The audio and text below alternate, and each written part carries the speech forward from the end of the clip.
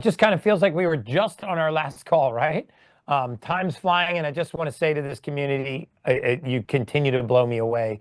The past month has just been packed with breakthroughs, connections, next level momentum, and I'm so pumped to be here with you guys again today. So here's what we've been up to this month, guys. I don't know if you've been following me. I've been all over the world. We had two incredible podcast episodes with Joe Rogan. I was on Joe Rogan's podcast, but he was also on mine, which is a very rare occasion for him. We had another great conversation with the Skinny Confidential. I went back on their podcast. We took a deep dive interview with Dr. Aseem Malhotra. And we showed up strong at CryoCon and the Health Optimization Summit. I had Bobby Kennedy on the podcast. He actually came to my house. Him and Shaq were here. That was a funny dynamic duo, having Shaq and Bobby Kennedy at the house.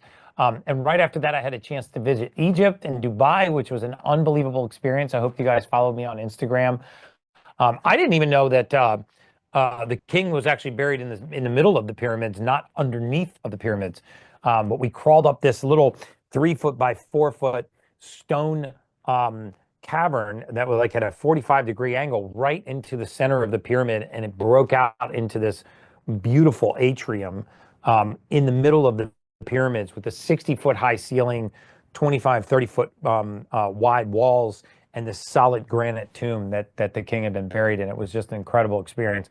And yeah, I don't think we have all the answers on the pyramids. I don't want to go down the rabbit hole of the aliens and everything else right now. But when you see 72-ton stones that were moved hundreds of miles, that were cut with such precision that we don't even have the tools today to do that so consistently to so many stones that are, that weight and that size, it really is something compelling. I don't know if you've been there yourself or if you've ever, it's on your bucket list, but it's a must go to place in the world. So I just connected and expanded the mission globally, and it's just been incredible. And the whole time I was trying to feed you guys videos to let you know how much I'm inspired by this community. Oh, and the plan to phase out synthetic food dyes is also insane. Maha is taking a lot of momentum. You're going to have to watch the podcast that I did with Bobby Kennedy. It's sat right here in this chair in my house. For me, people like Robert F. Kennedy Jr., some of the scientists and leading experts in the world of biohacking, anti-aging, longevity medicine, those are my heroes. So for me to be in the presence of some of those guys is just a real blessing for me. And guys, there's a shift happening, and it's happening fast, and you're a part of it. So a huge welcome to all of our new VIP members. Thank you for joining us for the first time. A warm welcome back to all my old school OG VIP members. If you're new, let me just tell you how we roll on these calls. First, we'll go through these pre-submitted questions, and then we'll bring people up live. You can just hit reactions and raise your hand. And if we don't get to your questions, don't worry. Many people share a lot of the same challenges, so a lot of the questions are repetitive. It's very likely that someone ahead of you is going to have a similar or identical question. So just a quick disclaimer before we get started. Everything I share today is for informational purposes only. I have to say that it's not medical advice. You should always consult with your doctor or your healthcare provider before you make any changes to your healthcare routine. I'm not a physician, and I'm not licensed to practice medicine. So let's dive into the questions. All right. So Rachel A said, what do you think about carnosine? Is it something that you recommend taking? I think that carnosine should be taken as in combination as an essential amino acid or in a multivitamin. Separately in high doses, I'm not a big believer in carnosine, but carnosine deficiency does have a lot of consequences in the human body. It's actually one of the main nutrients of methylation. A lot of people are deficient in that. But if you're taking the Baja Gold sea salt in the morning, you're taking perfect aminos, you're on a good methylated multivitamin, you should be getting your daily dosage of L-carnosine. The body also makes L-carnosine like we make L-methionine. We make it from other amino acids that are methylated. And then that goes on to be a further nutrient in the methylation process. Scott P says, where's a good place to start for someone with metabolic syndrome looking to overcome it as a new VIP? That is an excellent question.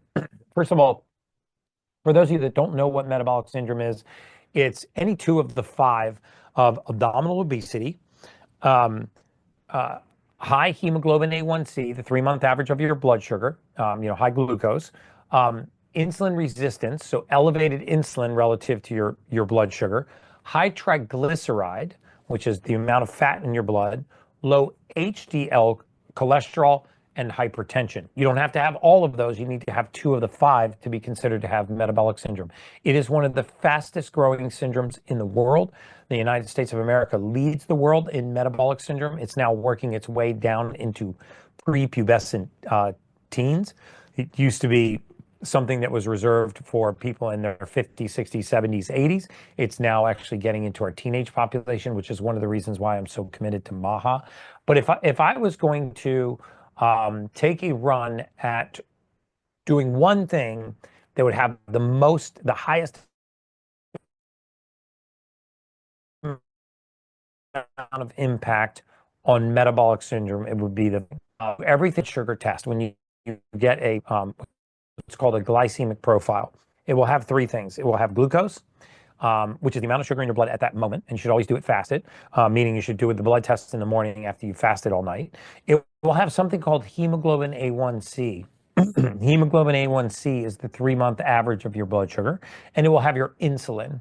So you want to see insulin in the single digits, you want to see fasting glucose below 90, and you want to see your hemoglobin A1C below 5.4, preferably around 5.3, 5.2.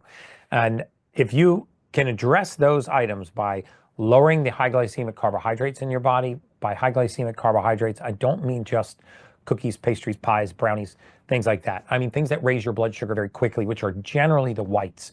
White flour, white rice, white bread, white pasta, white potatoes. Those that don't actually taste sweet, but actually skyrocket your blood sugar. Opt for things that are less sweet and sweeten them with things like allulose or monk fruit or natural honey or even maple syrup, which doesn't have the same impact on your blood sugar. Dates, for example, are a great choice. They're very sweet and they actually do not raise your blood sugar. In fact, dates have actually been known to lower your blood sugar, and they're very, very sweet. So date sugar is another great choice for people that are trying to address metabolic syndrome. The second thing that I would do is I would move more often. Minimal movement means maximal results. Something as simple as a 30-minute once-a-day walk first thing in the morning or a 30-minute walk after your last meal at night is a complete game changer for your blood sugar profile. Chad Y says, I'm a 67-year-old mom. I'm a 67-year-old mom. I'm sorry, my 67-year-old mom has a growing gallbladder polyp from 0.5 centimeters to 0.8 centimeters. Are there any lifestyle, nutrition, or supplement changes to help shrink it and possibly avoid surgery? One of the best things for these types of things is water fasting. Very often, the gallbladder gets backed up. Remember, gallbladder stores bile. It doesn't make bile. Bile is made in the liver. It's then transferred to the gallbladder, and then it's secreted in a pulsatile fashion when fat passes out of the stomach on its way to the small intestine in a little area called the duodenum or duodenum. And so one of the best things that we can do is we can give these organ systems of ours a break. I do about 3 times a year a 3-day water fast. I don't know when the next one's coming up. It should be coming up pretty soon. And on this 3-day water fast, I kind of help ease you into the water fast. I actually help, I'm going to open this thing up. It's getting a little toasty. I help ease you guys into the water fast, and I help ease you out of the water fast. And the way that I do that is we use bone broth on the first day. So you have bone broth around noon. You have a second bone broth at around 6 p.m. You fast through the night.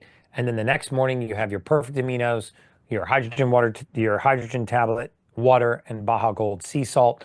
And after that, you just have nothing but water and a little bit of mineral salt for the following 2 days. That is a game changer for your metabolic health, and it can help with gallbladder health. It can help reset the gallbladder. I don't know that it will do anything specifically for polyps, but I do know that it helps to clean and cleanse the gallbladder and that duodenum area where that polyp is forming. Craig L says, can you speak on lean mass hyperresponders? I think I may be one, and want your take on the risks and how to approach it. So a lean mass hyperresponder, So the best thing for lean mass hyperresponders is steady state cardiovascular exercise and full range of motion lightweight exercise.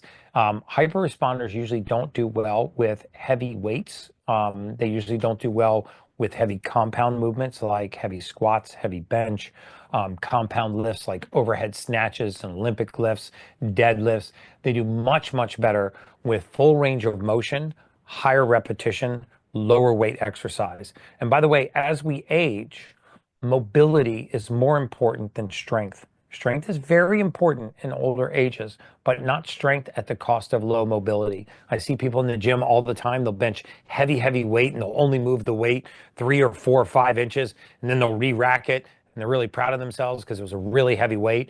Or they'll do these partial squats with a lot of weight on their spine. Things like walking lunges, dumbbell squats where you actually bring your elbows down right in between your knees. They call it ass to grass, bringing your butt down to the back of your ankles and standing all the way back up, developing um, functional strength through the entire range of motion.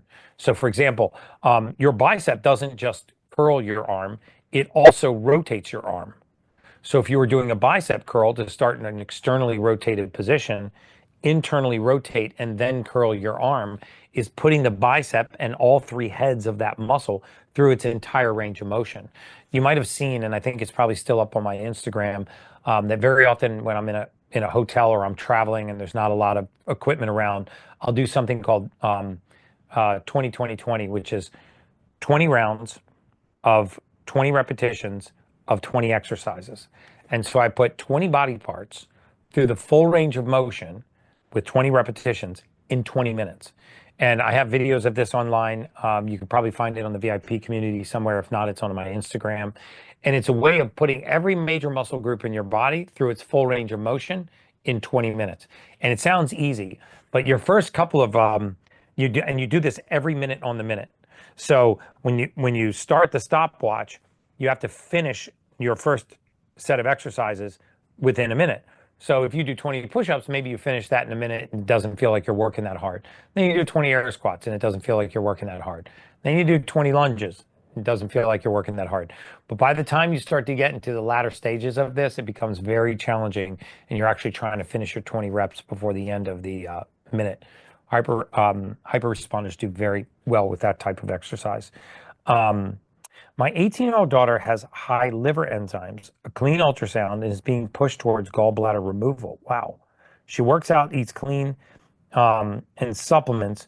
What can we do to bring the enzymes back to normal? Very often, liver enzymes, and I suppose when you're talking about liver enzymes, you're talking about either GGT, AST, or ALT. Those are the main three liver enzymes.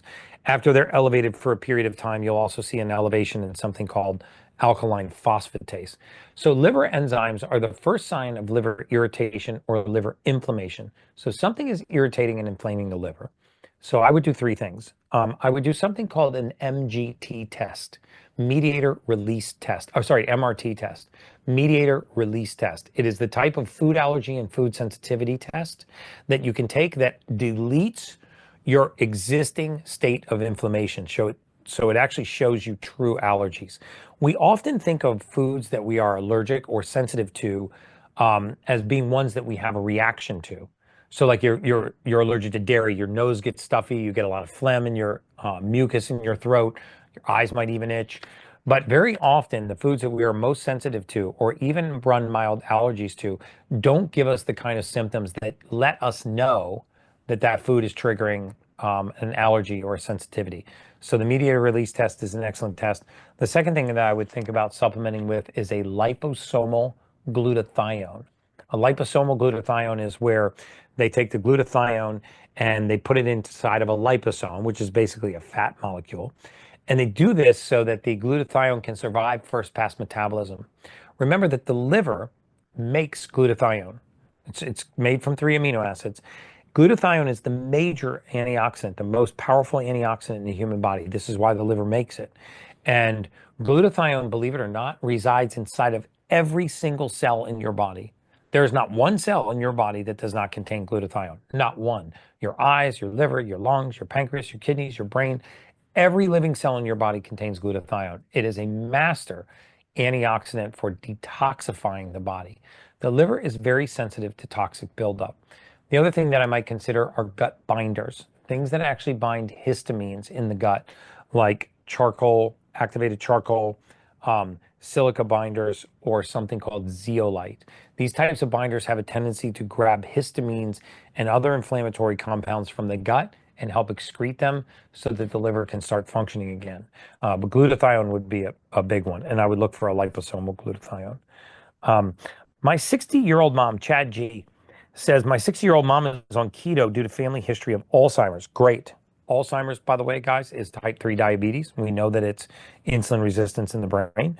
Labs show LDL of 199, ApoB 148, oxidized LDL of 66, but CT calcium score is 0. Should we be concerned, and what should we optimize here?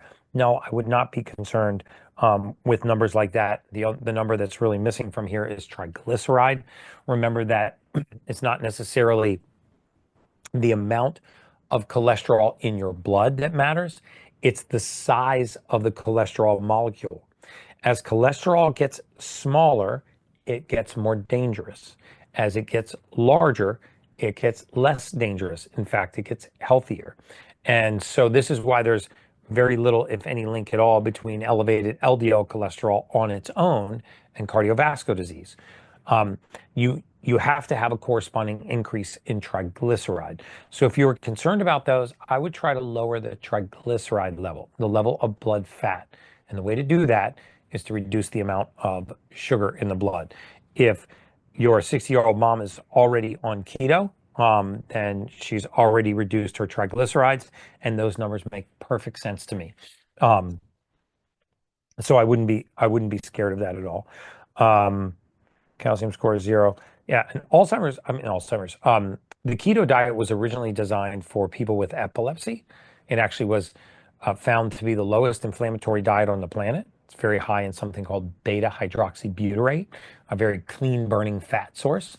And we know that insulin resistance in the brain is one of the predispositions for Alzheimer's. In fact, if you just Google type 3 diabetes, you will see that type 3 diabetes is also called Alzheimer's, and that type 3 diabetes, according to some clinical studies, is Alzheimer's.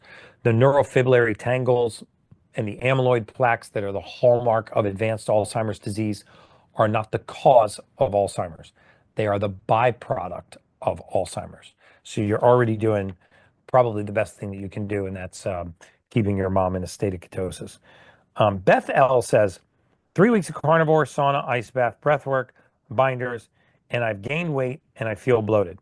Why might this be happening despite doing all the right things? That's a great question. So there's 3 reasons why this might be happening. If you have something called SIBO, small intestinal bacterial overgrowth, which is something that you can test for, I would get tested for SIBO.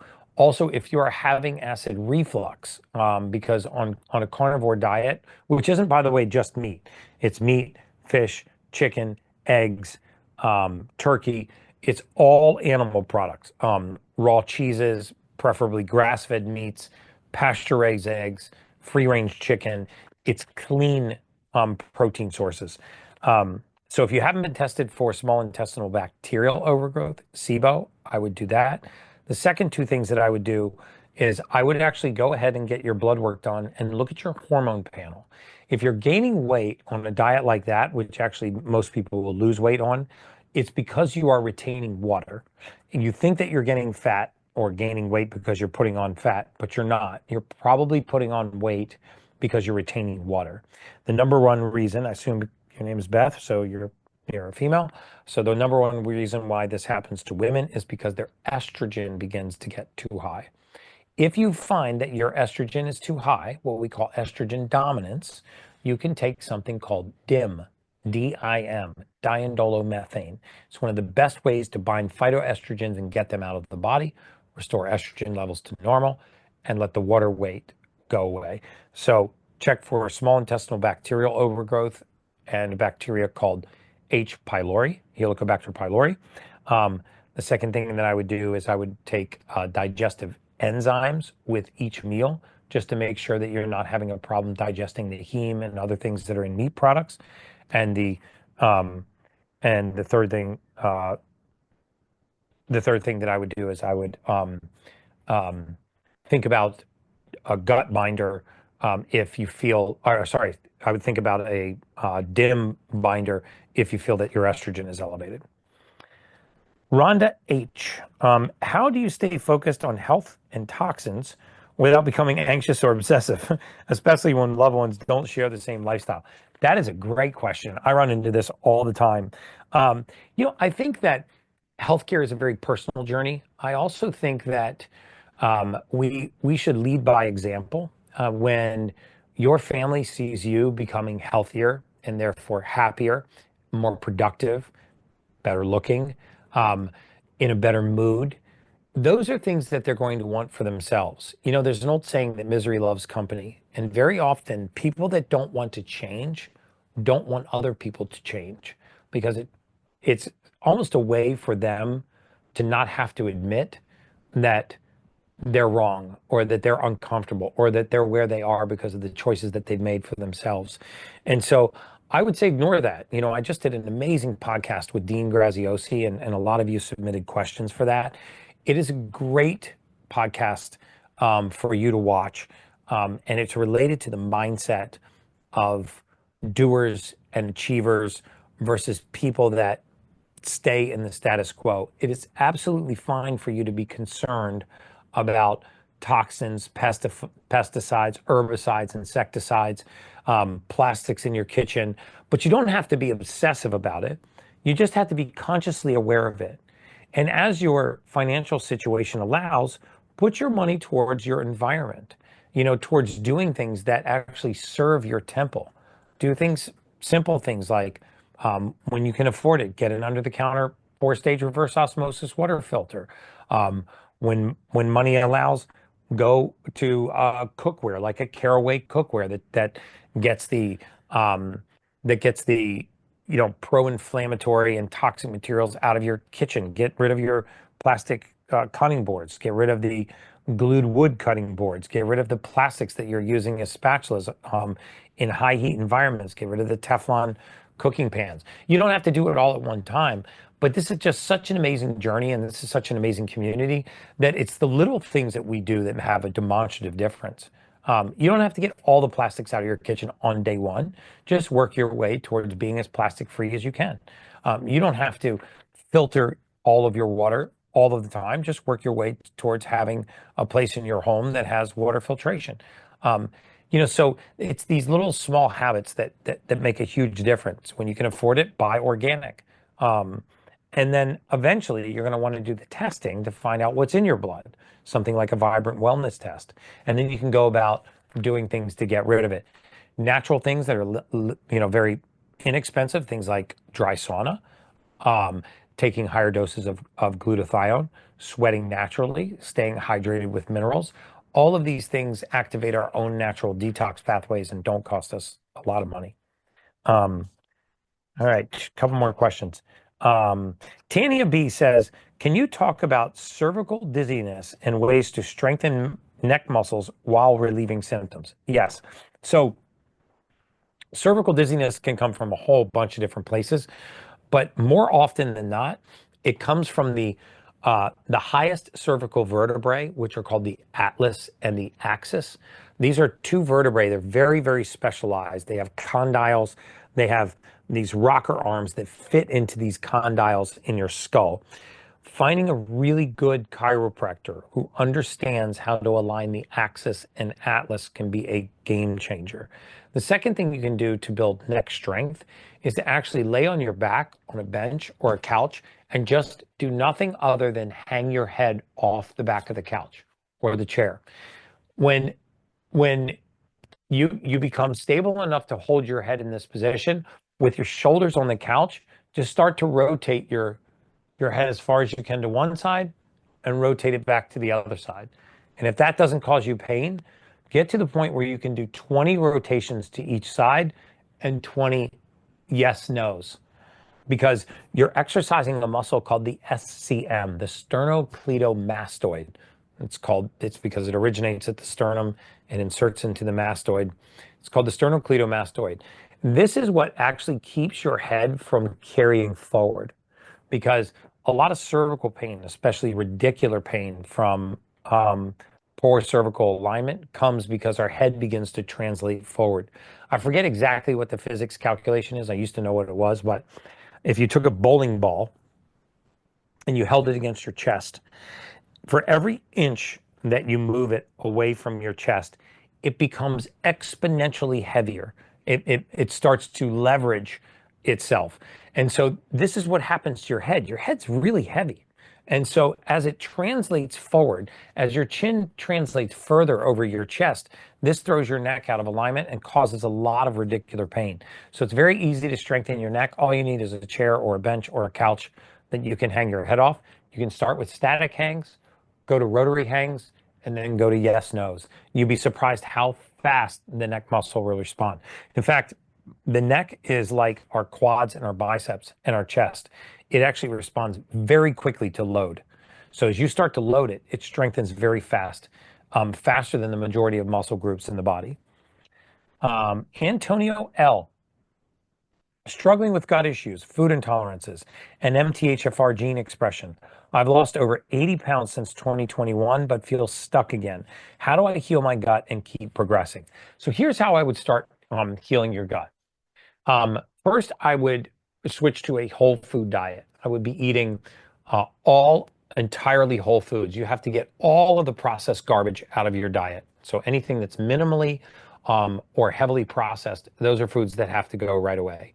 The second thing I would do is I would begin to incorporate more fermented vegetables into your diet. Sauerkraut, kimchi, things like kefir, pickled onions, pickles, vegetables that are fermented. Because when a vegetable is fermented, it has a very special type of characteristic. It has soluble and insoluble fiber. The soluble fiber becomes something called free fatty acids, which actually helps to heal and seal the gut. The insoluble fiber provides bulk that moves through your gut. So if I was beginning a journey on healing my gut, and we actually have a gut challenge coming up, right? When is our gut challenge? It's in this June. We announced it in May. So we're going to announce it this month. Can we announce it on here or no? No, we can't. My team's like, no, you can't. But anyway, we do have a gut challenge coming in June. So I just announced it. I didn't announce the day, but we have a gut challenge coming in June. As always, it's going to be free. I happen to know, and I won't say who they are, I happen to know we're going to have three very, very, very prominent gut experts coming on to the challenge. We had like 55,000 people, I think, for the last one. It was unbelievable. It was one of the most successful challenges we've had. So each of the first hours will be free. The last 2 hours will be for you guys. I'm going to bring experts on. We're going to walk through exactly what a gut healthy diet looks like, what cleansing, healing, and sealing the gut looks like. We're going to go deep down the rabbit hole on probiotics, fermented foods, digestive enzymes, and peptides to help heal and seal the gut. So that's definitely one you're going to want to stay tuned for. But in any case, just to get back to your question, especially if you have MTHFR, you need to be supplementing with methylfolate. You need to be on a good methylated multivitamin. I would add digestive enzymes. They're really inexpensive. I would add digestive enzymes to each of my meals, and I would be careful to take them mid-meal. So I would eat a little bit of the meal, I would take the digestive enzymes, and then I would finish my meal and see if that doesn't help you with digestion. If it doesn't, stay tuned for the gut health challenge, because I'm going to go through all the probiotics, all of the different types of foods and food choices that we can prepare that are really, really good for our gut. I'm even going to go through which peptides are best for healing and sealing the gut. Cynthia J says, diagnosed with eczema, red dry splotches across my limbs. I've tested for mold and parasites. I'm still trying to get other testing done. What naturally helps clear eczema without chemical creams?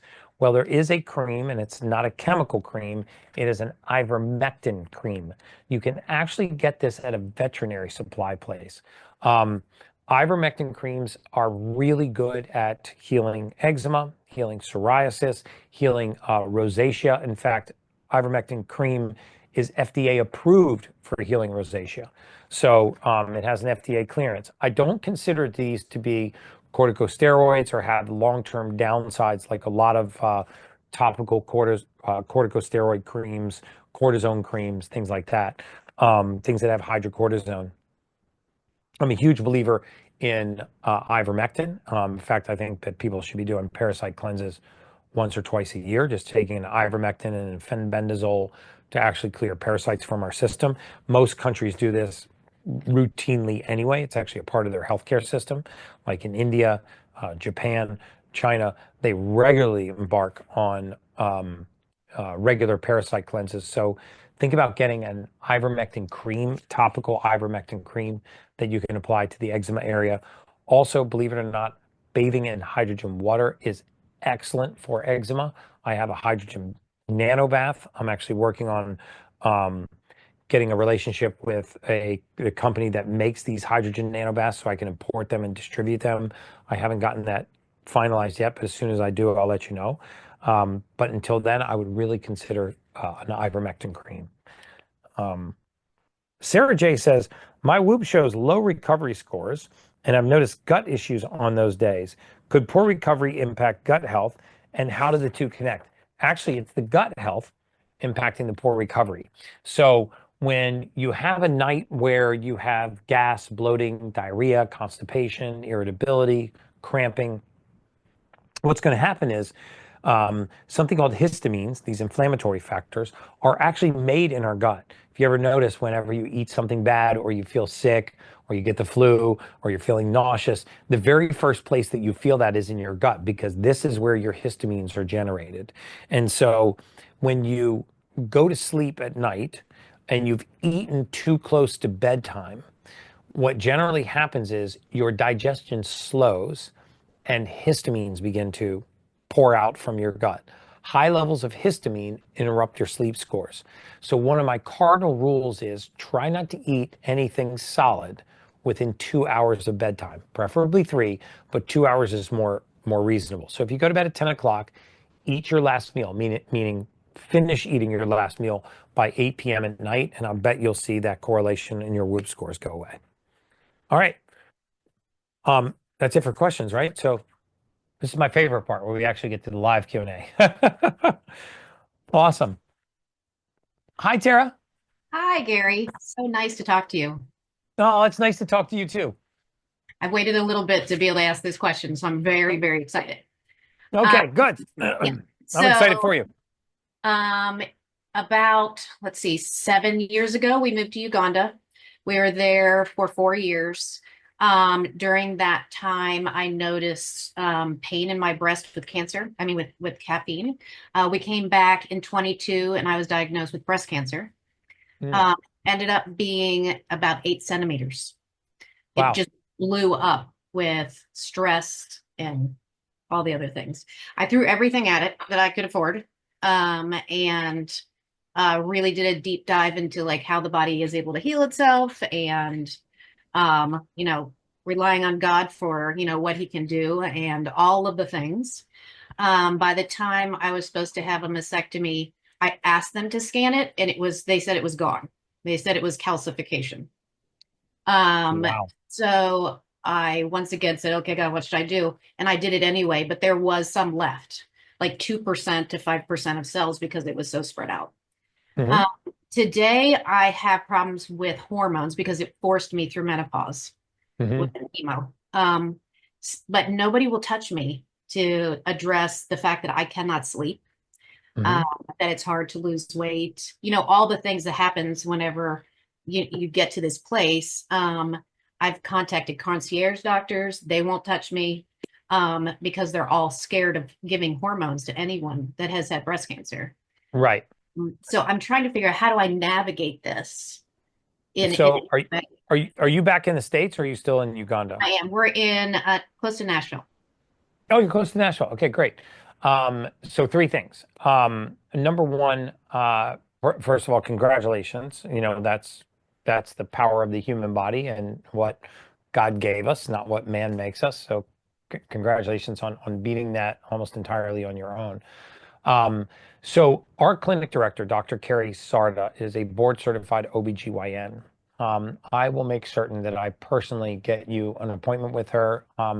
She is willing to manage post-breast cancer, postmenopausal women with certain levels of hormones, and you just continue to do cancer screenings, and you do not just cancer screenings, but you check for something called CTCs, which is what we call stage 0 cancer.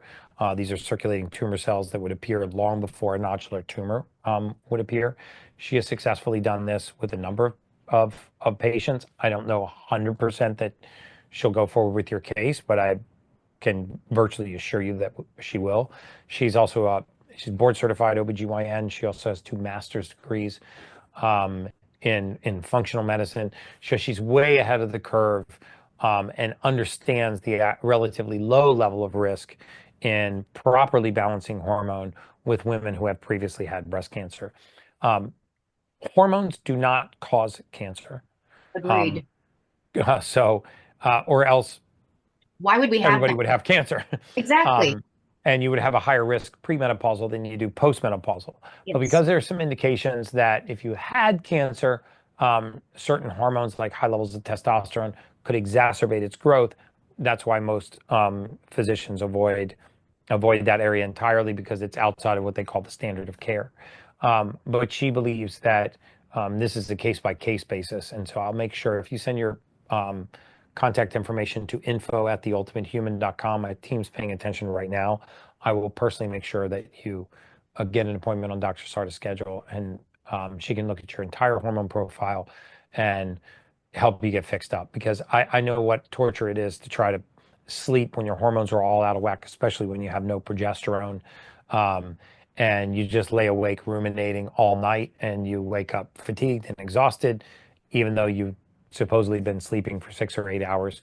You also have very short sleep cycles, 45 minutes, an hour, hour and a half max, and then you find yourself waking up again. Does that happen? Yeah. Yeah. I track it, and it's like maybe 15 minutes of deep sleep. Yeah. So, yeah. So that, by the way, is a greater risk, in my opinion, than the risk of hormone therapy, right? Sleep deprivation is one of the oldest forms of torture. And after a relatively short period of time of even a 50% reduction in sleep, you're going to find that your serotonin levels start going down, your mood starts to collapse, not depression, but you just get what we call mood numbness. You just get a very flat mood, kind of the peaks and valleys of mood can disappear. Passion and elation and joy and arousal sort of leave the building, and just this very melancholy person shows up, and you know inside that you're not that person. So I promise you that I'll get you the help that you need. Thank you so much. I'm trying not to cry because it's hard. Uh, Also, the second thing I want to ask you really fast, sorry guys. How do I choose a quality facility to have blood filtration? I don't know the correct term, ozone or yeah. So if they have what's called an EBO2 or EBOO, EBOO, or they also call it EBO2, then they're generally qualified, because nurse practitioners someone at the level of a nurse practitioner or a doctor has to run that machine and train on that machine. And so facilities that have the EBOO or EBO2 are generally, I don't want to just throw a blanket statement out there, but higher caliber facilities, because they're providing a higher caliber of care, and it needs a higher qualification in order for someone to run that. So I would Google around, not just for ozone, because ozone can be as simple as drawing ozone gas into a syringe and injecting it into the bag of your own blood, which is also fine. I'm not poo-pooing that treatment at all. We did it in our clinic for years. But the blood filtration, which I think is the better form, where you actually run the blood through a filter, you get out microplastics and BPAs and glyphosate. I mean, the amount of glyphosate that came out of my blood was mind-numbing. I think I shared my scores with you guys. So getting all of that pro-inflammatory garbage out of the body is so good for you. I always go back to the analogy that, when fish get sick, the first thing we do is clean the tank, right? We don't treat the fish, we treat the environment. And when humans get sick, we never treat the environment. We just treat the sickness. And it never really made sense to me that we're not trying to clean up people's environment. I mean, you'll never rid somebody of mold toxicity while they're still in a moldy environment. You know, a fish is never going to not be sick if it's in this algae-ridden, unfiltered, low oxygenated tank with all that cloudy, milky water. So the same thing's true for us. Okay. Thank you so much. Yeah, you're super welcome. I love these guys. I spent 15 hours flying today, haven't slept in 32 hours, and like I'm getting energy from this call. I love these. Is it Day? Yes. Hi, Gary. Thank you Hi, so much Day. for being here. Yeah, you're welcome. So I was recently diagnosed with myasthenia gravis, Mhm. which is an autoimmune disease. And I also have like very high testosterone. My question to you is, well, what do you recommend to lower the testosterone and also for Yeah. this new diagnosis? And I live here in Miami. So if you know or any functional doctor that I could see, I would greatly appreciate it because it's so hard to like choose someone with no reference, you know? Yes. Okay, so three things. Spermidine is very good. Spirolactone is very good for lowering testosterone in women with high levels of testosterone. I would actually contact Centner Wellness, Centner, Centner Wellness, in Miami. They're actually right downtown. Well, I'm pointing downtown, like you know where I'm pointing. They're right downtown. They have a second one in Edgewater and one in downtown Miami. I have no affiliation with them, other than I do their EBO2. But it's owned by the Centner family, Layla Centner and her husband, and they're wonderful people. They have some great practitioners there. Secondly, with any autoimmune disease, myasthenia gravis, or any other autoimmune disease for that matter, when you go in there, they will do this testing on you. But I would really do the big four that I always talk about: mold mycotoxin, heavy metal, parasite, virus.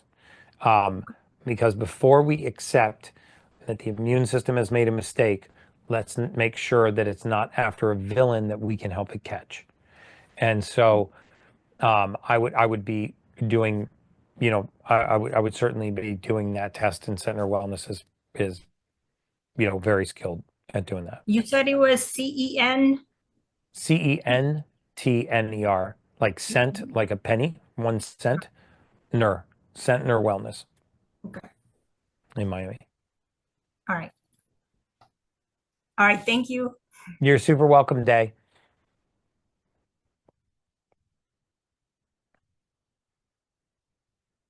Hi there. Is it Janine? Oh, I think you're muted. Now I am. There you are. Hi. I love watching I just people thank you. operate their their Zoom for the first time. Oh, isn't Everybody's like technology clicking around great? down My there. goodness. Oh man. Thank you first of all for starting me on this journey. I'm going to get teary-eyed. Because I don't think at 60 we need to be unhealthy yet. No. So thank you. I'm You're already welcome. doing the salts, the perfect aminos, getting rid of a lot of things. Anyway, we're better. I have an autistic son. He's 30. And the elephant in the room is obviously vaccines, but damage is done, whether that's Yep. what it is or not. You know, we'll keep in touch with RFK. Yeah. What do you suggest as getting started? We just ordered the methyl genetic testing. Do you suggest gut? Obviously, we're not going to cure autism, but it's hard to find white coats that are willing to look outside their box of, Yep. well, you know, let's do the typical things. And also, what's your suggestion or your viewpoint on sugar? A lot of aughts, just like my son, have like real sugar compulsions, real sugar addictions. And there's obviously been a lot of work that says that they act like opioids in the small intestine, and they have that dopamine sort of response. So twofold, where do we get started? Where do we start our focus with just optimizing his life, not curing autism? Yeah. I'm sure it's somewhere in the gut. And I have the MTHFR mutation. So, There's thoughts that maybe the vaccine affects people more negatively that have that gene mutation. So maybe That is he true. does also. But anyway, Yes. where do we start? And what do you suggest with sugar substitutes, sugar reactions? So three things. First of all, autism is a neuroinflammatory condition, right? So the higher amount of neural inflammation, the further they travel along the spectrum. The lower the amount of neural inflammation, the less they travel on the spectrum. So the degree of autism is directly related to the degree of neural inflammation. The second point I'd like to make is roughly 80% of all autistic adults and children have endotoxins from something called gut dysbiosis. Gut dysbiosis is a fancy term for a massive disruption of the gut bacteria. And remember, our gut bacteria, they call the gut the second brain. If you've ever read Dr. Perlmutter's books, Grain Brain or Gut-Brain Connection, he goes deep into the science of how connected our gut microbiome is to our cravings, to our mood, to our emotional state, to our mental clarity, and to many of the most prominent mental illnesses. I did a podcast with a Harvard physician. What was his name? The Harvard doc that I did the podcast with that was treating drug-resistant mental illness. Yeah. He was treating drug-resistant. It's in my podcast library. I've done 100 podcasts now, but he's a Harvard PhD, MD, that was treating the most drug-resistant mental illnesses with diets, mainly the keto diet. And when I talk about drug-resistant mental illness, I'm talking about severe mental illness like paranoid schizophrenia and multiple personality disorders and very severe mental illness that was drug-resistant, and he actually treated it with a keto diet. So three things that we want to target. We want to target the endotoxin that's coming from the gut. We want to lower the inflammatory cascade as much as we can. And we want to address the neural inflammation, which is the inflammation in the brain coming from the endotoxin. So how do we do that? Sadly, the best way to do it is to really control their sugar cravings. Now, in somebody with autism that's possibly even prone to violent outbursts, or as an adult and you're not always supervising them, they can do things on their own. You have to be really slow and methodical about this. And the way that you do it is you slowly begin to replace high sugar items with items that have better sugar alternatives like monk fruit or allulose. Allulose and monk fruit are great alternatives for people with high sugar cravings because it's not just the sweet that they crave, they also crave the dopamine ding from the sugar. It actually gives them a mood boost. And so if you don't control the sugar cravings, there is zero chance that you will shut down the release of endotoxins from the gut, which they're referring to as opiates, and very little chance that you'll address the neural inflammation. So first thing I would do is I would start also trying to get things like fermented foods into his diet. I would dramatically reduce their sugar and carbohydrate intake, replace white rice with things like cauliflower rice. You can actually go online and Google alternatives to, and put in the food that he likes to eat, and ask for an alternative food source. I do this a lot. I call it lateral shifts. I would also have him on a good gut probiotic. There's a good one by Dr. Gundry, Dale Gundry, called BioComplete 3. And BioComplete 3 is a pre, pro, and postbiotic, which is really good in people that have had years-long gut dysbiosis and you're trying to restore natural flora. But nothing matters more than lowering the amount of sugar. When sugar is high, there's an overgrowth of a form of bacteria called Candida. Candida feeds on sugar. It also outgasses aggressively and creates a lot of endotoxin. And most people think that when they have Candida overgrowth, that they have symptoms of Candida overgrowth. One of the primary symptoms of Candida overgrowth is impulsive sugar cravings. And sugar cravings, I just have to warn you, are right up there with drug and alcohol addiction. It's, sugar is right up there with nicotine, with alcohol, with narcotics. things that you wouldn't equate to a food source, but they're actually just as addictive. And getting somebody off of those can be as difficult as getting somebody to quit smoking after 15 years or quit drinking after 20 years, or get off of chronic pain medication. It can be very, very difficult. So slow and methodical is the way to do it. Weaving in things that have allulose and monk fruit, which are safe alternatives to sugary sweet things. Also, honey doesn't feed, honey does not feed candida. Dates don't feed candida. Organic maple syrup doesn't, and it still has that nice sweet taste that they might crave. So lowering grains, lowering sugar, taking something like a BioComplete 3, and then I would also think about taking the gastric peptide BPC 157, body protection compound 157.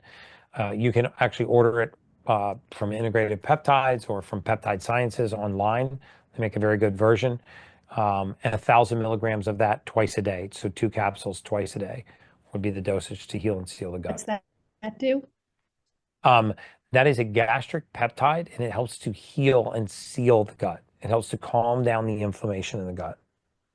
So with those things, which are all actionable, thank you. The sugar is the one that just is the bane of my existence because it is like a drug. But, you know, when you smoke a cigarette, you get judged appropriately. And when you take a drug, you get judged appropriately. But when you go in the pantry and get a snack, nobody says anything, nobody's, going to judge you. So it's much more insidious. But you also have to, the reason why I tell you about, the reason why I told you about the caliber of that addiction was because you have to, you have to respect it. I mean, and by respect it, I mean, usually you can't just shame these people into changing their habits. Like there's nobody that smokes a cigarette that doesn't know that cigarettes are bad for you.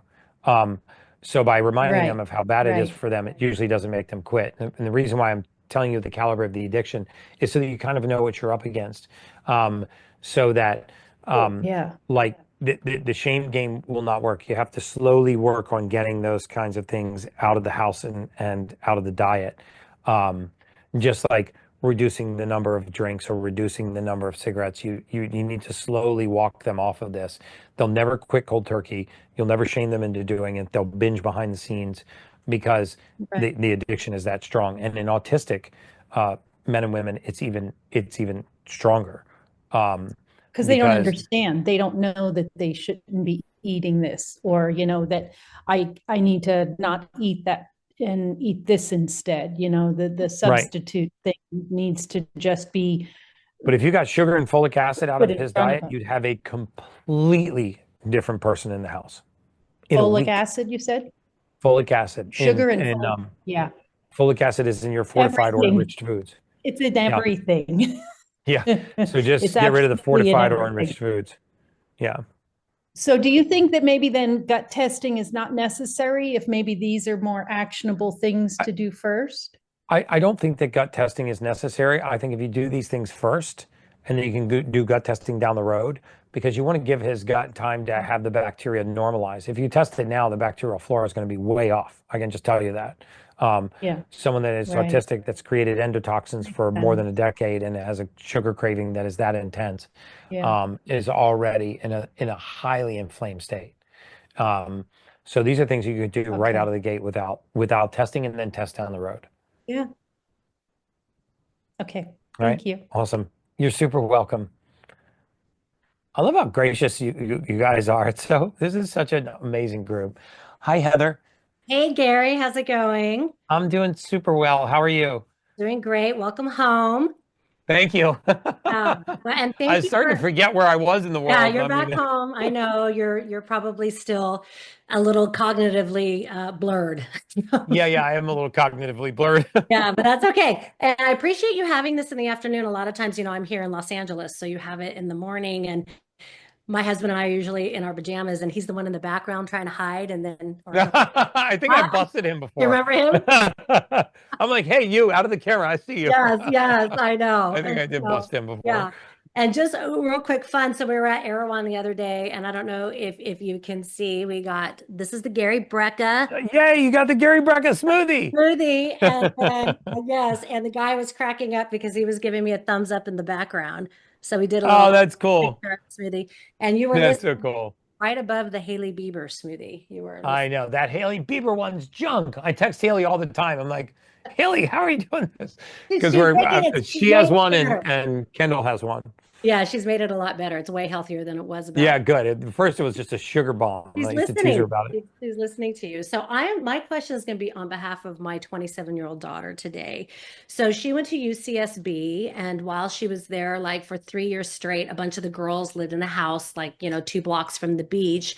And unfortunately, in those areas, we call them slum houses because the landlords can charge through the roof because they're all college kids, and they had a lot of mold. They would find mold in the kitchen. Their tiles were chipping, and underneath the tiles, like the countertop tiles in the kitchen, there would be mold underneath. And so all of us parents wanted to get involved and, get a hold of the property management and, threaten to sue and all that stuff. But the kids were insistent, no, we got it. Da, da, da. Yeah. So fast forward, she graduated 2019. We're in 2025. And she's never made the correlation. Since then, she has struggled with like anxiety and Oh, yeah. obsessive thoughts, ruminating thoughts. And like she saw this top psychiatrist at UCLA, and he kind of diagnosed her with OCD, but the obsessive component, not the compulsive component, because she's not a compulsive person at all. And we've taught her to eat clean. Both my kids are kind of going through their own journey. They're 27 and 29. We finally convinced them very gently over the last year to start listening to you. So good. they're very excited. I think we might gift them the VIP because they're constantly like, can you ask Gary this, please? And can you ask him that? That's awesome. And it's nice to get the youth, they're young, and it's a real generational dysfunction in terms of understanding food and health and seed oils and all those kinds of things and sugar and Truly is. all of that. So that's kind of my big effort, is to help educate the youth. And I have little cooking classes in my kitchen and things like that. Oh, amazing. Yeah. So it worked. They love it. They're thirsty for it. They want more. They just are always shocked. Like, Yeah, no, I have, quite a young audience too. The 18 to 36 audience of mine is growing pretty fast. With the MAHA movement, we're trying to get down into the public school system, and we're trying to get to the prepubescent and the younger kids so that they don't actually develop these habits. In fact, I don't know if you saw my post with Shaq and Bobby Kennedy. They were at my house a few weeks ago, right before I left. And Bobby and I ran a podcast, which is going to be an amazing podcast. You guys have to watch that. But we talked about just trying to get the cool factor back into healthy eating and exercise, and not by shaming kids, not by making them feel ashamed about their body morphic image, but by making it like kind of cool to be like eating healthy and not drinking and exercising. And I see this big movement here in Miami that I love. Like there's a huge wellness movement, and like a lot of the young, hip, healthy, sexy crowd is now getting together around things other than drugs and alcohol and nightclubs. they really are. And there are like a lot of sober party events with cold plunging. One's called Coffee and Chill. So I love all of those. But to address your daughter's condition, what I would absolutely do for her is I would absolutely get a Vibrant wellness test, which is a urine test. Vibrant Where would you recommend? That's the hard thing. So she just listened to your podcast with Jessica Petros, and she was like, "Oh my God, Mom, this is what I have." Like this, all this time and she's done cleanses, she's done everything, and nothing is taking it away. And she realized it because over spring break, her and a couple of her girlfriends, she's a teacher, so she, got the week off for spring break, went up to Big Sur at a very high-end place, but they glamped, which is a little bit more affordable for those instead of staying cliff, but it's still part of the high-end place. I'm not going to say their name, but but it's exquisite up there. And in the glamping, Megan she got sick after the first night. Her throat was closing up. She was sneezing. She was miserable, but her roommate that shared the tent with her, and the tents have beds in them. It's like glamping. So Megan turns on her phone light and finds mold all up and down, takes pictures of it all, goes to the management. They freak out. They comp her whole thing, and Mhm. she's sick. And so Yes. but the other one's not sick. So in listening to your podcast, you realize as you develop a sensitivity, almost like an That is exactly it. and Yes. so what she wants to know is like, is there a functional medicine doctor in Los Angeles that you would recommend? She would love it in person, to be able to do that. And then like all these types of tests, where does she begin? Like, where does Yes. she get them? I So know. if you're in Los Angeles, I would contact Dr. Darshan, Darshawn, Darshan Shaw, SHAW, from Next Health. Next health. From Next Health. I've done therapeutic plasma exchange at his place. Super capable of dealing with mold. She's going to need to do regular sauna. She's going to need to do gut binders, like an activated charcoal, silica, or a zeolite. Okay. He will put her through the Vibrant Wellness test. She may do things like EbO2 ozone. Ozone is highly toxic to mold and mycotoxins. This is going to change her life. Oh yeah, she's miserable. And I'm so sad that she's lived with this for so many years, because, guys, listen up, because a lot of the unexplained phenomenon that go on in the human body, brain fog, weight gain, water retention, bloating. I don't even know your daughter, and I can name all of her symptoms. all of that. You just poor- said she's gained like 20 pounds. There you go. Poor sleep, poor focus and concentration. Some days she'll tell you that she gets to work or just gets up in the morning, she can't even think. Yep. And this isn't like, where are my keys, or, what do I do with my wallet, or No, where did I it's, set my phone it's down? crippling. It's super It's crippling. crippling. And the crazy Yeah. thing is she's super fit. She's a professional choreographer, dancer here in Yeah. Los Angeles, and a teacher. It and doesn't all. have anything to do with that. No, Yeah. it doesn't matter how hard Um, she works out, how hard she does it. And she's never been like, she's always been super fit. So Yeah. we They'll get can't recurrent explain sore it. throats, Mhm. all kinds of things. And it is so sad to me how many primary care physicians actually poo-poo mold. They actually say, well, we all have mold, and there's mold everywhere, and we've lived with it for centuries. That's patently not true. The types of molds that grow in indoor environments now some of these mold species barely even existed, or they existed in aquatic environments. And now, because the moisture barriers, in modern construction, as good as we've gotten with modern construction, we are not good with moisture barriers. And when you have high heat, high humidity, followed by low heat, low humidity, and then you add a temperature barrier, it is perfect for mold. And so there's no question that she got it in the house that she was in, and it infested her. And because the symptoms are not severe enough to drive you to the emergency room or drive you to the urgent care center, people live with mold toxicity for decades. I'm not kidding you, for decades. So number one, get them out of the moldy environment, and number two, activate their detox pathways, like sauna, taking glutathione, taking gut binders, and then I would test for it. And if you have it, I would start things like EbO2 ozone, ozone therapy, transdermal ozone, or blood filtration. Okay. Thank you, Gary. Thanks. You're super welcome. I'm so glad she got something good out of that podcast. By the way, guys, I'm going to link the Can my team link that podcast in here? Can you guys throw the link in? Just Darshan Shaw and who is it? Peltz that I talked to about that? Yeah, I'm going to put both of those podcasts, because if you haven't seen them, guys, they're really, really worth watching.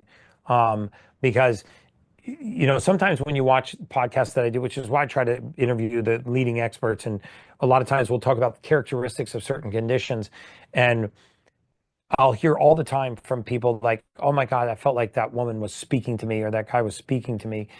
If you feel like that after watching this podcast, and then, we tell you exactly what to do to get rid of it, then you may be living with or have been living with mold for a very, very long time. Who is it, Jeff? Hey, man. What's up, Jeff? Gary. How you doing? I'm doing great. Great. Thank you. Jealous of all the nice trips around the world you've been making. Yeah, Bahrain, Dubai, Egypt. I saw the whole Middle East. It was great. I saw your thing with the pyramids. That was pretty cool. Oh, thank you. I just have one quick question. There's I take a bunch of different supplements, and I take an omega-3 complex. But Mhm. I've seen stuff around the internet of this.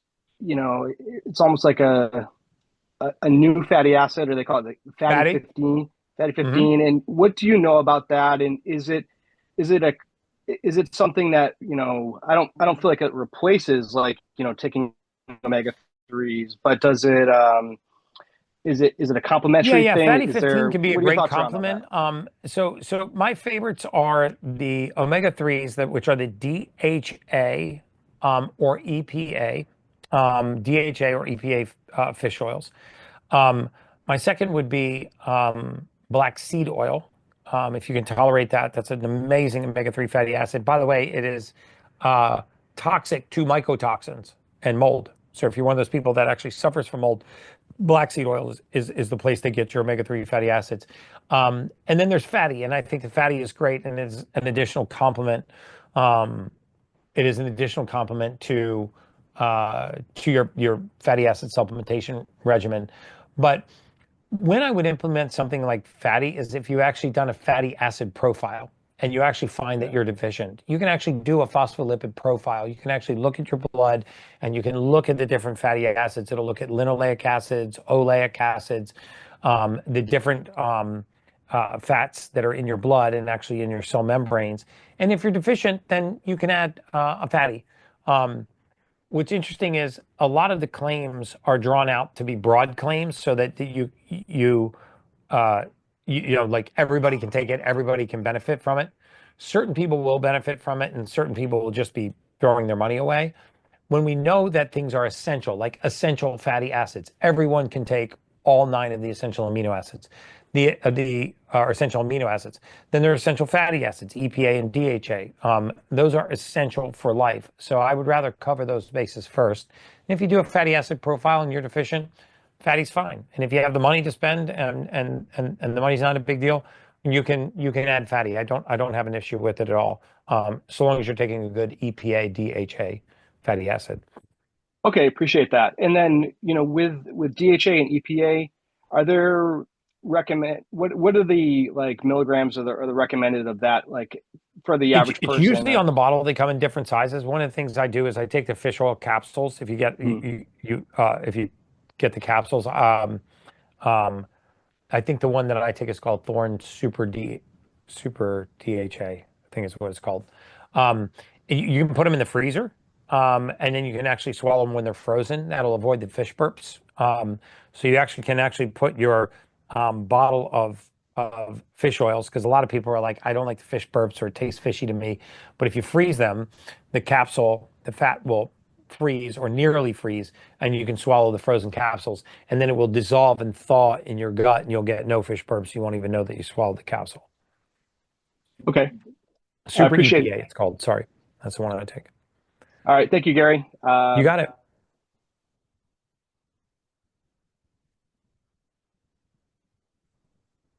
Hey, man, Hi, Mr. Brecker. How are you? I'm doing great. How are you? I'm doing great. Thank you so much for this opportunity. Really appreciate it. Yeah, you're super Um, welcome. quick question. I got two, but one. So I'm a 35-year-old male. I've been a firefighter for about 10 years now. And my goal is to be around for a long time with my kids, have grandkids kind of deal.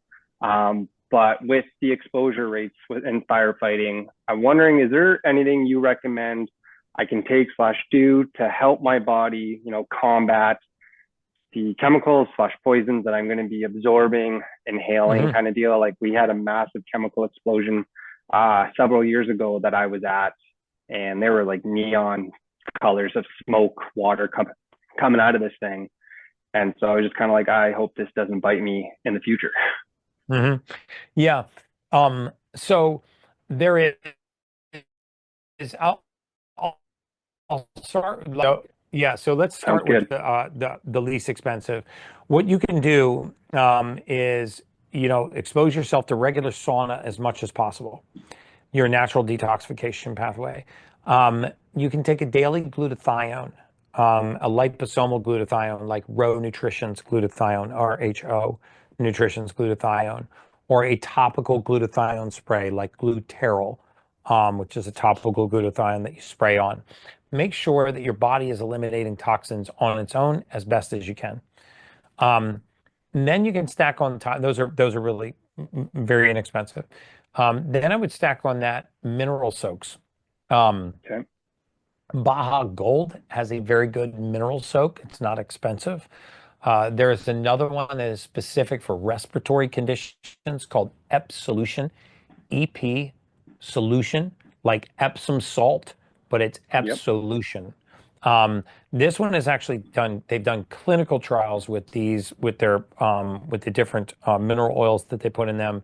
And mineral soaking in a warm bath, believe it or not, because you dilate your pores, and in a hot bath, you bring blood to the surface capillaries. There is evidence that it will pull toxins out through the skin, and it's very, Okay. it's relatively inexpensive, a couple bucks a bag, and you use about a cup or two every time. So those are things I would be doing at a minimum. The other thing I would do when and if you can afford it, is I would get a good Yep. clean air filtration system. If not for the entire home, I would get it for the bedroom, something like a surgically clean air filter, Okay. to keep so the particle count in your bedroom at night is very, very, very low. And that's kind of where I would start. Making sure the environment you spend time in is really clean, making sure that you're activating your own natural detox pathways, make sure that you're supporting your liver's ability to remove toxins. You'd be surprised how resilient the human body is, and what kind of toxicity what kind of toxic burden we can actually take and get rid of. But doing little things on a daily basis, like improving your glutathione, sweating on a pretty regular basis. The other thing about going into a dry sauna is I would take a towel in there with you, like a hand towel or something slightly bigger than a hand towel, and I would be wiping the sweat off my body relatively frequently. A lot of times, Gotcha. people don't realize that they sweat, and the metals and other things will come out of their through their skin, but then they don't dry off, or they don't shower afterwards, and it literally goes right back into the skin. Awesome. And for the sauna, would like an infrared sauna all right, or would you? Infrared suggest sauna is something better? good. In that case, I think a dry sauna is better. Dry sauna is usually higher heat. Infrared Yeah. sauna is usually less heat and takes a prolonged period of time to sweat. It does. Awesome. And then my final question is, I've obviously been following you for a while, and the methylation tests. Want to grab one of those, but I'm in Canada, and I don't know where or what company would be kind of the best company. And I was wondering if maybe you knew of a company in Canada that would do that. So here's you'd what's recommend? interesting. I just signed a contract with Life DNA to open my genetic testing and supplements in Canada. It won't be available till October. Okay. Between now and then, I still do believe in the original gene test that I helped develop at 10X Health. I believe in the original gene test and the original supplements that I helped develop there, the 10X Optimize and the original gene test. I was not a part of developing the new precision gene test, but I was very, very involved in developing the what's called the methylated gene test, the MGT test. So if you have somebody in the US that can get that test for you and ship it there, they don't ship it to Canada. Or you wait till October, and I'll be in Canada by October. I can wait till October. I can do that. Okay. All right, And that was awesome. with Life DNA. You can help me you get the said? word out. Will Say do, again? for sure. Life Yeah. DNA, is that what you said? It's going to be under the name The Ultimate Human. Oh, But I perfect. signed a contract with a company called Life DNA that there's a supplement manufacturer there, and a company called Life DNA that does the gene testing for Canadians. And so the supplements will be available. And getting supplements approved in your country, brother, whew, it's an act of Congress. It's You a pain. I'm I've having an been trying easier to time grab getting stuff. food dyes out of the American food system. Oh, right. And I've been trying to get supplements that you recommend. I'm like, I just have to cross the border. and go It's buy these somewhere. unbelievable. They're like B12. No, they're there's Oh, I no know. way My you're bringing doctor that gave into me the country. so much crap for having high B12. I was like, oh, all right. Yeah. Well, thank you so much for your time. I greatly appreciate it and everything Yeah, you've you're done super for welcome, me and man. Thank everybody. you for your service, man. It's people like you that wake up every day, willing to give their life for a stranger. That's you're a real hero. Thank you. Rebecca. Hi there. Is it Carla? Yes, I'm All Carla. right. Hi, Carla. I can see that you're smiling. How are you? I'm amazing, Carla. How are you? Likewise, I came across you by accident in February, and I've been following you ever Oh, since. thank you. And you're welcome. And I bought a couple of methylated vitamins B, etc. But my biggest concern since 2000, I was placed on blood pressure meds. And it's now 25 years later, and my blood pressure is still up and down. And so I've been hearing you talk about different things like homocysteine. So I've started the Baja Gold. I've done the H2 tabs. I try to move a lot, different things. So I wanted to, hear from you what your recommendations would be for that. So my biggest recommendation would be to consider trimethylglycine, TMG. It's capital T, capital M, capital G. That's how it'll say it on the label. It stands for trimethylglycine, which is essentially an amino acid that helps to lower homocysteine naturally. It's very innocuous. Most people tolerate it very well. It's a gel capsule. You take 1,000 milligrams a day, meaning 2 capsules at a time. The H2 tabs are excellent for circulation, especially microvascular circulation. So in fact, I'm going to have one right now. Can you bring me that one? That actually just reminded me. And I took them on the flight, and it it really negates the effects of travel too. But the H2 tabs, Baja Gold Salt, amazing. But I might think about adding 1,000 milligrams a day of trimethylglycine, the TMG. TMG is really good for lowering homocysteine and helping with that vascular relaxation that causes pressure to return to normal. Okay, thank you. And also, I have some concerns about, I've heard you talk a lot about root canals. I have one on 3 and 8 and getting them removed, etc. So something like that I'm interested in, because I have a lot of night sweats, even though I feel like my menopause situation is on the other end, but I still wake up a lot with night sweats. So I was wondering if, and then so 3 things. I use a biologic dentist in New York. His name is Dr. Jigger Gandhi, Jigger Gandhi, Ghandi. But if you're not up for a trip to New York, then Boston, then I would Google around for something called a cone beam X-ray. So a dental cone beam X-ray, because a dentist that has a cone beam X-ray is probably a biologic dentist. So somebody that actually knows how to remove the root canal, clean out the jaw, the tooth, put in ozone, red light, restore the proper blood flow, and get the bacteria and the pus and the parasites out of your jaw if they're in there. So cone beam X-rays are used to spot something called cavitations, which are the infections that are hiding in your jaw that nobody sees. And the thing about these infections is that they're particularly risky because they're painless, and we don't have symptoms, meaning like your jaw doesn't swell, your teeth don't ache, your neck doesn't hurt. The kinds of symptoms, like I say, that cause people to go seek medical attention. But they sort of sit in the jaw, and because you don't have a nerve there, you don't feel any pain. And because you don't feel pain, you don't think anything's wrong. And you have what's called a low-grade infection that is just seeping into the blood for years and years and years. So I would definitely get that checked out. Okay, thank you. And back to 10XL for the methylation test, etc. Yeah. Yes, ma'am. Okay, all right. Thank you. You're Appreciate super it. welcome. Okay. Bye-bye.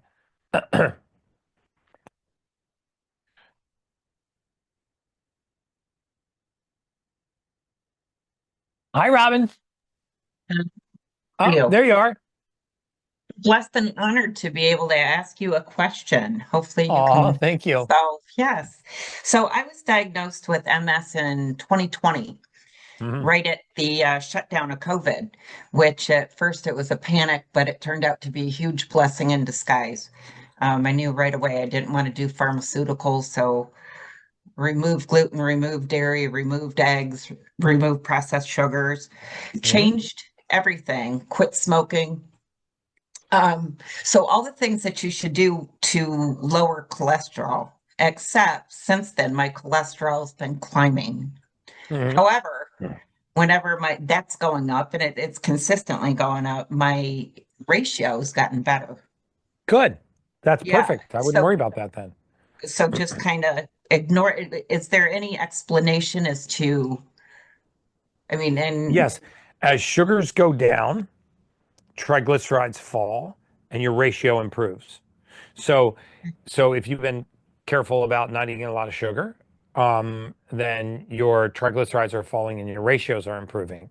Also, when you eat saturated fats, eggs, egg proteins, your cholesterol will naturally rise. But again, there is zero link between levels of LDL cholesterol, elevated levels of LDL cholesterol on its own, and cardiovascular disease. I did an amazing podcast with Dr. Aseem Malhotra, Aseem, Aseem Malhotra, one of the most published cardiologists in the world, published in the British Medical Journal, on exactly that topic. And I would really encourage you to go look at that topic.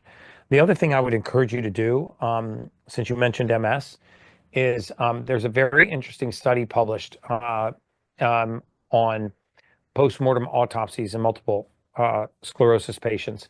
In 100% of the autopsied patients, they found something called cestode larvae, and those are the larvae of helminth parasites.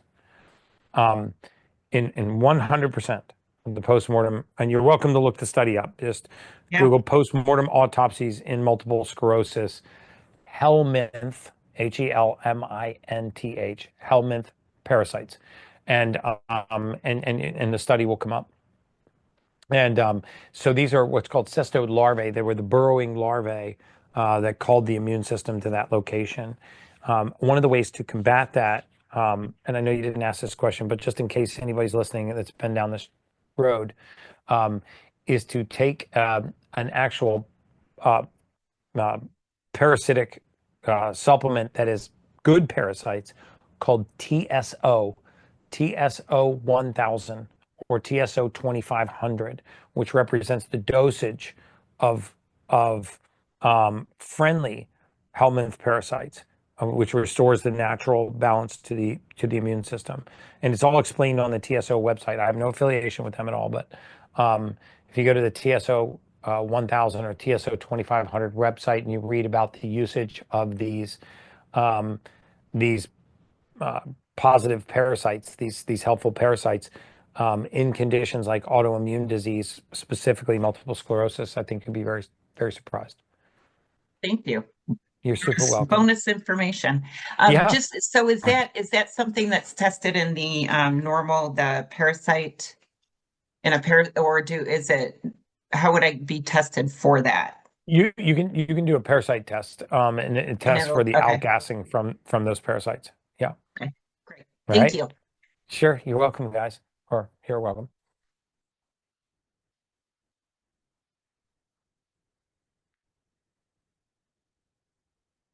Hi there. Hi, Gary. Chad is away. That's my boyfriend. He's away. He's the one. I was gonna just say you don't look like Yes. a Chad, but No. My name is Pallavi. Chad is away. He was like, stay on because we've been trying so hard to like get a question through. But thank you so Aw. much. Indirectly, I listen to what you say through him. So it oh, you do? Okay, working good. wonders. I like Chad. Chad's my guy. I don't know. Why is it mute? 1 second. Can you hear me? I can hear you just fine. Yeah, you're loud and clear. Gary, can you hear me? I can hear you. Okay, oh, sorry. You must have your just a- volume down. Yes, just a quick question about sugar levels. So H1AB, the sugar test. Hemoglobin A1C. Yep. A1C, yes. So the thing with me is I have thalassemia minor, so my hemoglobin is mostly on the lower end. So 109, 110, sometimes 111 if I'm too good on my supplements and stuff. My fasting always is good. It's always between 4.3 to 4.7. So fasting sugar is always good. But when we talk about A1C, it's usually on the higher end, which is 5.5, 5.8. And I was reading some studies that say that sometimes a lower hemoglobin can falsely elevate sugar readings. Do you have any thoughts on that? This Because is I'm true. trying to like eat healthy, no sugar, no processed carbs, nothing at all, and Yeah. still those numbers. Yeah, so two things. One is called reactive hypoglycemia, and that generally happens to people that are intermittent fasting in a very narrow window. So if that's not you, if you That's actually me. eat, that I is do you. intermittent. Yes, I try to do it. So it's like Okay. I try to do 14 hours. I can't go beyond that because then I get a migraine. So 14 Yes. hours, 12 to 14 hours is what I try. Okay. So 12 and 12 would be great for you. Try 12 and 12. So go ahead and eat from 8 a.m. to 8 p.m. Mm-hmm. Nothing in the mouth before 8 p.m., 8 a.m., that's solid. Nothing in the mouth after 8 p.m., that's solid food. Liquids and things are fine. And see if that doesn't help correct it. So very often with your hemoglobin A1C, it's the distance that your blood sugar is traveling, right? So if you have relatively low blood sugar all day and or you're one of those that intermittent fasts and the blood sugar trends way, way, way, way down, kind of like a heart monitor. If you look at a heart monitor, it dips below the line and then it beeps up, right? So it's kind of like that. It goes below your hypoglycemic and then you shoot up and then it falls back down again. That can very often be something called reactive hypoglycemia. And reactive hypoglycemia, you just spread your feeding window out and you're fine, especially if you're eating clean the way that you are. I would guess that it's that. But also, yes, hemoglobin can have an opposite reaction Inverse. on blood Yeah. sugar because one of the ways that they're measuring blood sugar is the amount of glucose that's in the cell. And if you have less fluid in the cell, it registers as less sugar and higher, gives you a higher average. So I would try spreading out your feeding window a little bit first. Gotcha. That's really Okay. insightful. Thank you so much, Gary. You're Thank you. super welcome. Okay, I have a little under 30 minutes left, so I'm going to try to get to as many raised hands as I can. So I'll try to go a little faster. Hi, Melissa. I think you're still muted.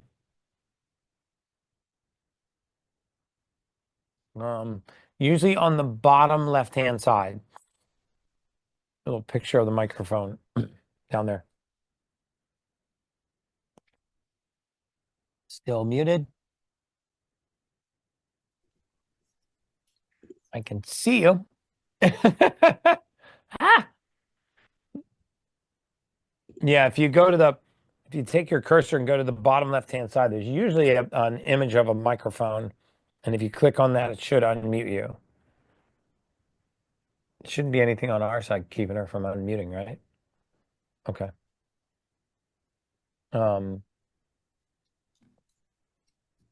I can't hear you now.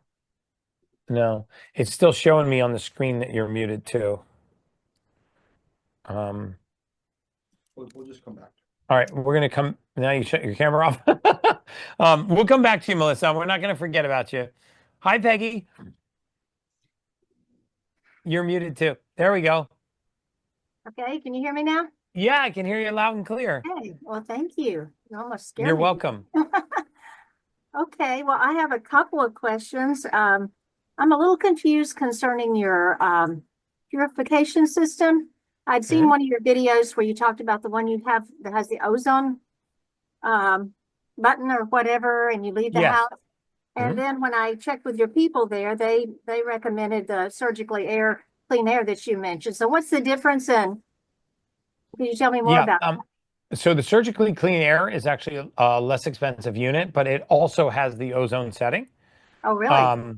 Yeah. So it's a less expensive unit. It still has the ozone setting, so you can actually it has the touchless top. It's in my opinion, Stephen, kind of a more attractive unit, just aesthetically. But So surgically clean air is a little less expensive. It still will get down to about 0.3 microns. I actually find it to be a really good air filter. I have both. And it has the ozone setting in 15, 2-hour, 12-hour, and 24-hour settings. So so it still will create the ozone for you, if you leave your house.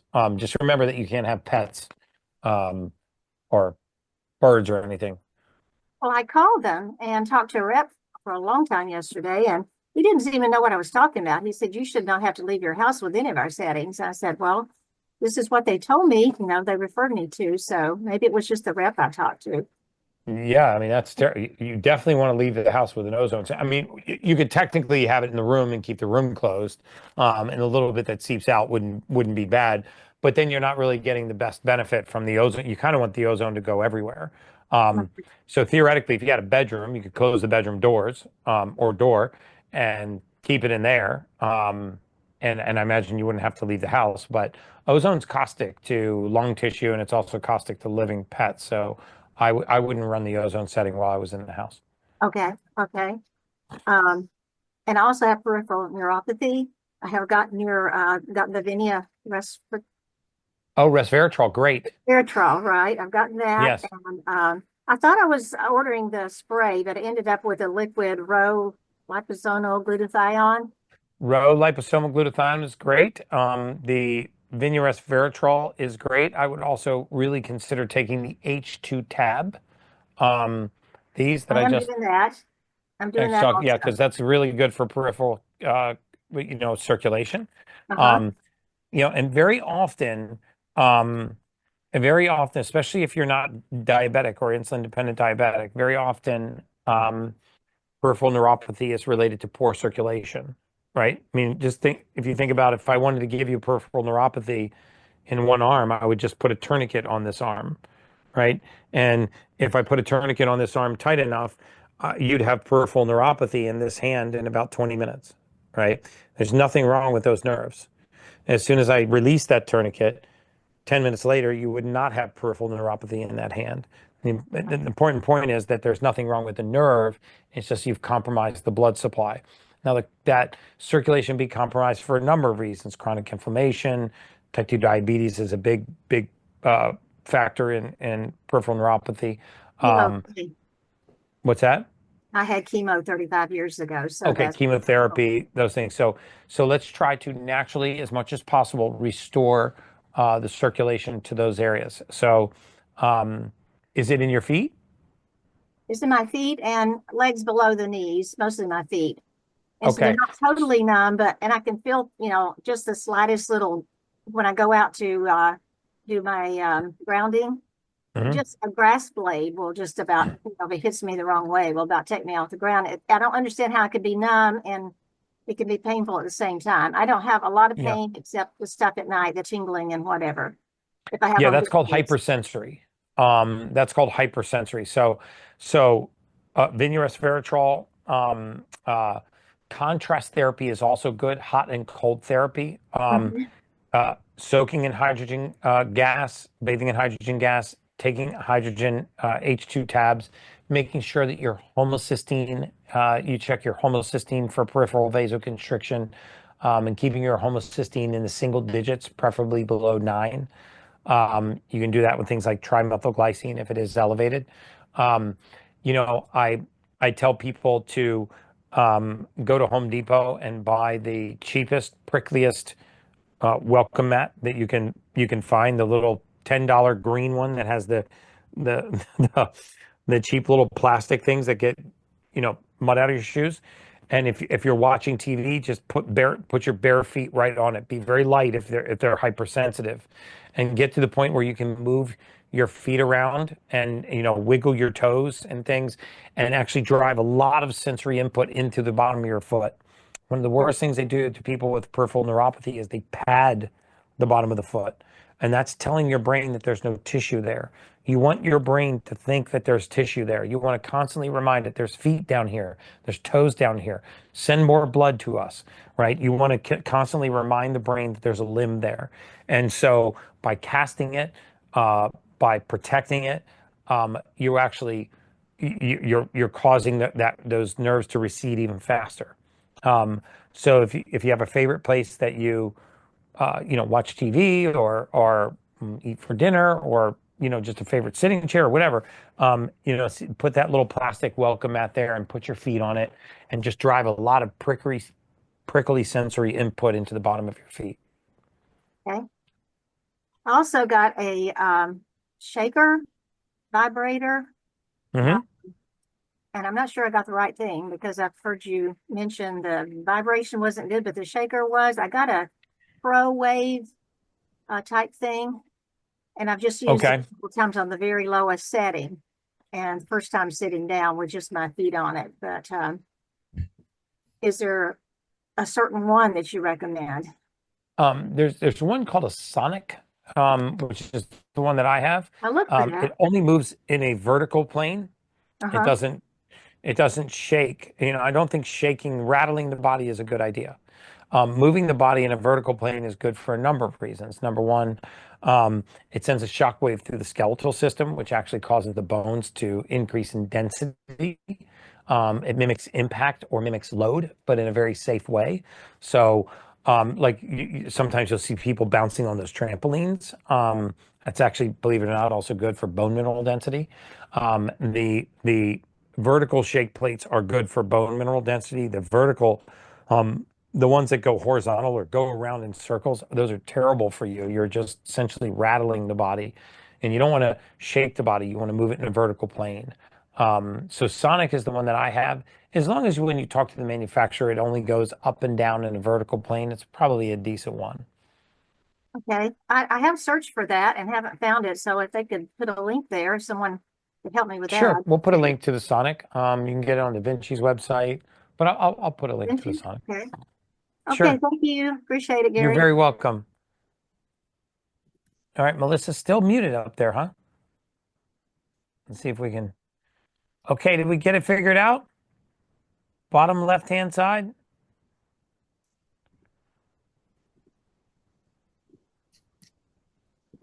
Are you on a phone? You are, okay. We could hear her earlier. You could hear her earlier? Remember, she was like, you could hear her. When she Oh, and then she hit something. Yeah, it still says that you're muted. All right, we'll come back. Hey, man. How are you doing, Gary? How are you doing? Appreciate Angelo, how are you, everything. buddy? I am good. Can you hear me? I can hear you just loud and clear. All right. So instead of giving you the praises I want, I'm going to go into this so we can try to get someone else in here. But thank you. Thank you. I want to just clarify what I'm going through. I'm 57 years old. I've been a paraplegic since '91. I've had some hiatal hernia, some bowel obstructions, a lot of acid reflux that I cleared up with diet change years ago. I've been diagnosed with a thyroid nodule. They want to do needling on it. Mm-hmm. I have dry skin, rash. Some of the stuff I've been reading and listening to, some of the stuff that with your videos and talking to people about. I have been doing the cold showers, H2 tests, perfect aminos, breath work every morning. But I've just noticed, I have the MTFR. It's plain 0. The MTRR is in yellow and the COMT is in yellow. I have increased pain lately. My sleep sucks, basically. Mm-hmm. And the energy, I've done your 3-day gut cleanse and I went into the 2-week gut restore. And things have been moving better. I've had a little more energy, but I sort of plateaued sometime in the afternoon and crashed. And I'm trying to figure out what I can do to continue on. Okay. A little bit better. So I would do 2 things. At night before bed, I would take something called Magnesium Breakthrough. It's by BioOptimizers, Magnesium Breakthrough, because this will help with sleep and ruminating thoughts. I would also add to that Sleep Breakthrough by the same manufacturer. Sleep Breakthrough by BioOptimizers and Magnesium Breakthrough by BioOptimizers. They're very safe to take together. They're meant to be taken together. And I suspect that the reason why you're not sleeping is because your mind is awake, not because your body's not tired at the end of the day. So do you find that your sleep sucks because you're thinking or ruminating or your mind is awake? No, that is not my problem. Is that I am virtually, since I'm paraplegic, I've learned to wake up several times in the night to toss and turn because I had sores years ago because I don't toss and turn a lot. And pain, I'm not in pain most of the day. I do take a pain pill, supposedly 3 times a day, but I cut it down. But as soon as I lay down, I start to get in pain. You start to get in pain? Yeah. So, and I wake up in the middle of the night because I'm a side sleeper on my shoulders. I've been trying to change that a little bit, and the pain wakes me up. Recently I've been getting better, but it fluctuates. Okay.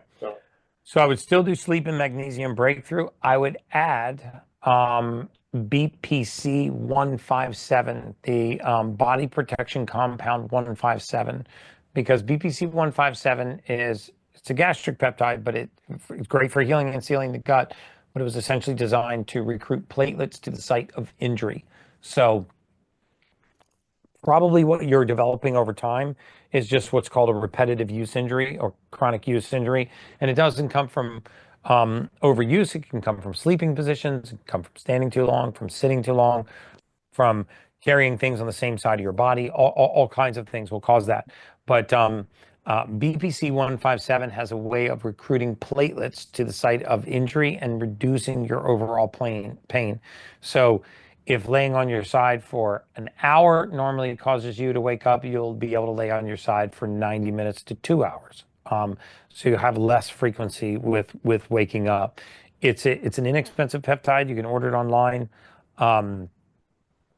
It has a whole host of other benefits in the human body, not the least of which is good for your gut. But I would add that to my regimen. So can I just interject real quick? Yeah. So I am an adaptive athlete. I do a lot of triathlons and marathons and stuff like that. So it is overused. And the idea that I want to continue on with this gut cleanse before I move into keto and just keep gut restore and try to help that, because I think a lot of my issues, I know I have a bad gut. I know that. So the gut peptide and some of this other stuff. What else? Anything else that you might preserve to continue on? Yeah. So if you really want to go after the gut, so I have a gut challenge coming up in June, which is free. So make sure you sign up for that. And it's obviously super free for you guys because you're already VIPs. So make sure you sign up for that. And then so 3 things I would do for the gut. I would incorporate more fermented vegetables into my diet. I can't tell you how good those are as a prebiotic and a probiotic. So I would incorporate more fermented vegetables. If you actually find that you have gas or bloating or constipation or diarrhea or irritability or cramping that is relatively frequent, then I would actually add a digestive enzyme to each meal. It's ordered. Okay, great. Then that's definitely where I'd start. Okay. Well, I think I'm on the road. I just appreciate everything you're doing. I'll be here monthly, maybe asking questions from time to time. I appreciate it. Anytime, Angelo. Thank you for being a VIP. I appreciate you. Maha! Love it. I love that. Hi, Gary. Hi there. I am so excited to talk to you. I did put a question in earlier, but it didn't get answered. So I'm 61, and first off, I have to say thank you because you have literally transformed my life. Oh my gosh. Thank you. I was struggling with weight. I have my whole life, but I started doing your protocols, the cold shower. I'm up to 6 minutes now. We're making room for a cold plunge. Woo, awesome. Doing my grounding and the breathing. And so my question is, I have had high blood pressure on and off. I don't take the medicine. I don't want to take it. The last time and I've lost 30 pounds since January. I'm on a carnivore diet. Well, I have to say that changing my morning routine and making myself do these cold showers and then immediately working out, taking my Perfect Aminos and working out. And then I had started working out with an old CD set I had. And then I heard about you talk about Alexia. I joined her group and I have her app and it's amazing. I'm telling everybody about it. So I've been working out consistently 5 days a week, walking 5 to 7 days a week with a weighted vest. And the last time when I checked my blood pressure last week, it was still like 167 or 170 over like 70 something. And I don't know what to do. Now, did you do it at rest did you do it at rest when you were not talking and all of that? Yeah, I was sitting all by myself, tried to take some deep breaths, and I took it a couple of times. And so I'm not sure what to do. Have you checked your homocysteine level? No, I haven't done any of the testing. I was starting out with all the free stuff, and then I wanted to see So I'll just give you another free tip that you can do regardless. And if you find you have homocysteine, it's going to be high homocysteine. It's going to be even better. You can safely add something called trimethylglycine, TMG. To your routine. 2 capsules, which is 1,000 milligrams, usually comes in a gel capsule. And trimethylglycine helps your body metabolize homocysteine. Homocysteine is the amino acid that rises and kind of irritates your arteries as it's going through your as it's cruising by the inside lining of your artery. It irritates the artery. And if you haven't heard me explain this before, as you irritate an artery, it will clamp down. And when you make the pipes smaller in a fixed system, right? This system is fixed. This is a closed system. If I make the pipes smaller, the pressure goes up, right? So like if I put compression gear on your legs and compression gear on your arms, your blood pressure would go through the roof, right? There's nothing wrong with your heart, right? All I've done is drive the pressure into your chest cavity and raise your blood pressure. So one of the ways that our blood pressure rises is it rises in response to vascular constriction. So like your blood pressure temporarily rises in a cold plunge, then it actually goes way down. So if you have remember 70% of your circulation is actually not done by your heart. 70% of your circulation is done by this activity called vasomotor. I always liken it to a snake swallowing a mouse. So if that 70% of your circulatory system encounters high levels of homocysteine, it can very often constrict. And when 70% of your microvasculature constricts, and you add it all together, it helps drive the pressure up. So I would definitely try trimethylglycine. And at some point, if you get a blood test on, I would test for something called homocysteine. And I think you'll would find that be included in I was reading Dr. Callie Mean's book also, and she recommended functional health for the blood test that tests like 100 different things. Is that a good one? That'll be in there. Yeah, Casey Means Callie's the brother that's Casey's the Stanford surgeon. She's amazing. You want it? Yeah. Yes. I'm trying to make the sandwiches, so I don't know what happened. Somebody's trying to make sandwiches? Oh, something interrupted. So do you think that the functional health, that blood work is a good one, or do you suggest? Yes, that's an excellent one, and it does have homocysteine. Okay, great. Can I ask you one more quick question? My husband has, he was diagnosed with psoriatic arthritis, and he has vitiligo, and he had it since his 20s.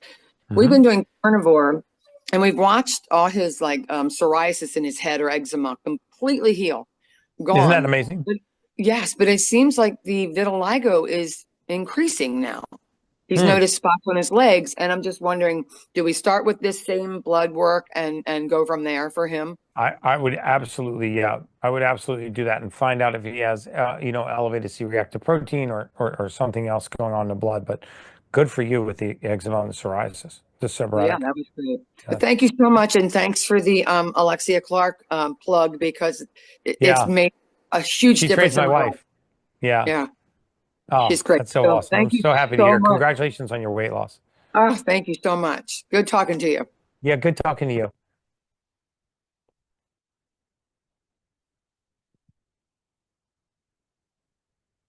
All right. Are we going to do it this time? There we go. Melissa, you unmuted it. Don't move. It would not let me unmute on the phone. It told me I didn't have permission, and then when the pop-up window would come up, the button wouldn't push. Well, I just Well, wanted great. I just wanted to say hi and thank you so much. I'm so glad that we found you. And I started doing the protocol with the Perfect Aminos, and I do it with Brickhouse Nutrition's Field of Greens Energy. And it has worked wonders. I've lost 30 pounds on it. I'm a little stuck right now, but I have a question for you. Well, I have a comment. Since you're connected to Maha, and I have a husband who's in a nursing home with Parkinson's, and he's in hospice. So I'm scrambling right now that I've learned as much as I have from you, trying to begin to implement it. And I sit in there every single day and see all of these people that are there because of environmental reasons. And oh my gosh. And it is the most frustrating thing in the world.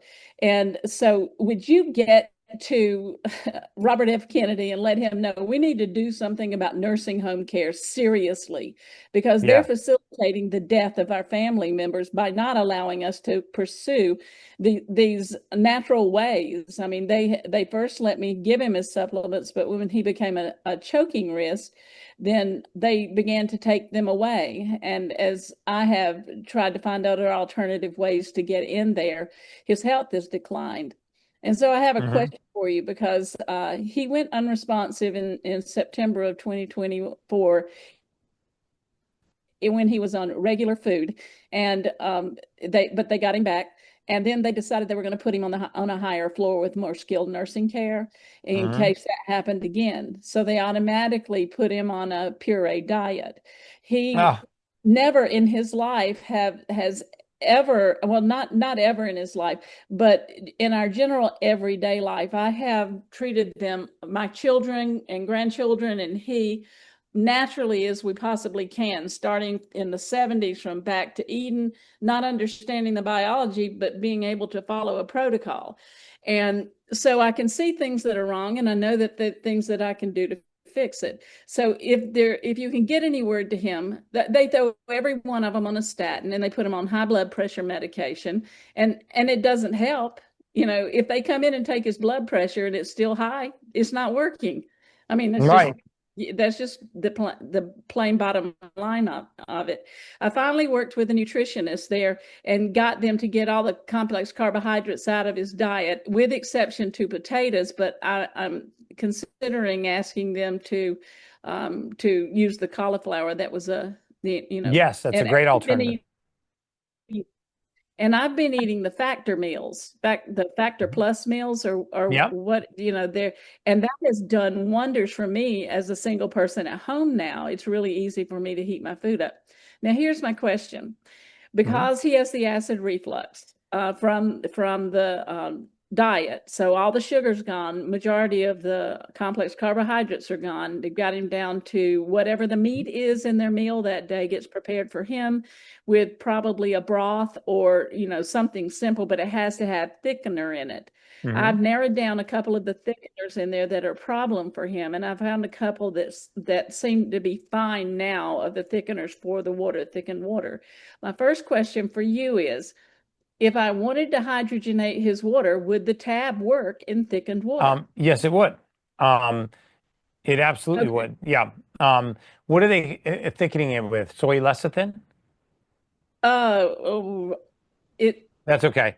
But yes, I'll send it to you. I'll text you what it is. The answer is yes, it will work. Well, as a result of the acid reflux and the lack of hygiene for the teeth, and I don't go until the nighttime, so I don't necessarily know. You just assume they're taking care of your loved one's teeth. But he has 5 teeth over here that have disintegrated. Oh my gosh. And it's getting worse. This one just cracked off the other day. So I've got to call a dentist in. And he's in the last stages of his life. He's now in pain. It had canker sores up here. So I put Oragel on it to neutralize the pain for him. And I started using the hydroxyapatite toothpaste on him when I go in there at night. And I've been taking an eyedropper and dropping coconut oil all in there as an good for you. bacteria person. It is healed up. Not the teeth, but it is healed up here. So we can't put a sequence on him as long as that presses on the teeth.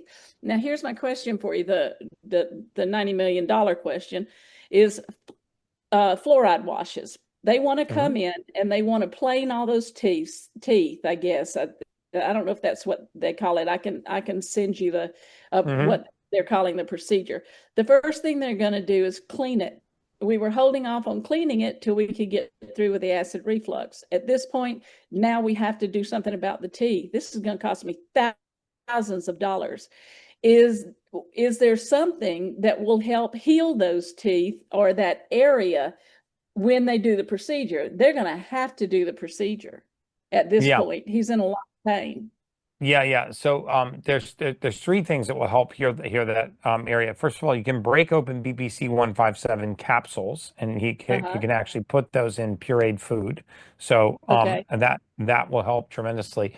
Also, there are oral red light, powerful red light.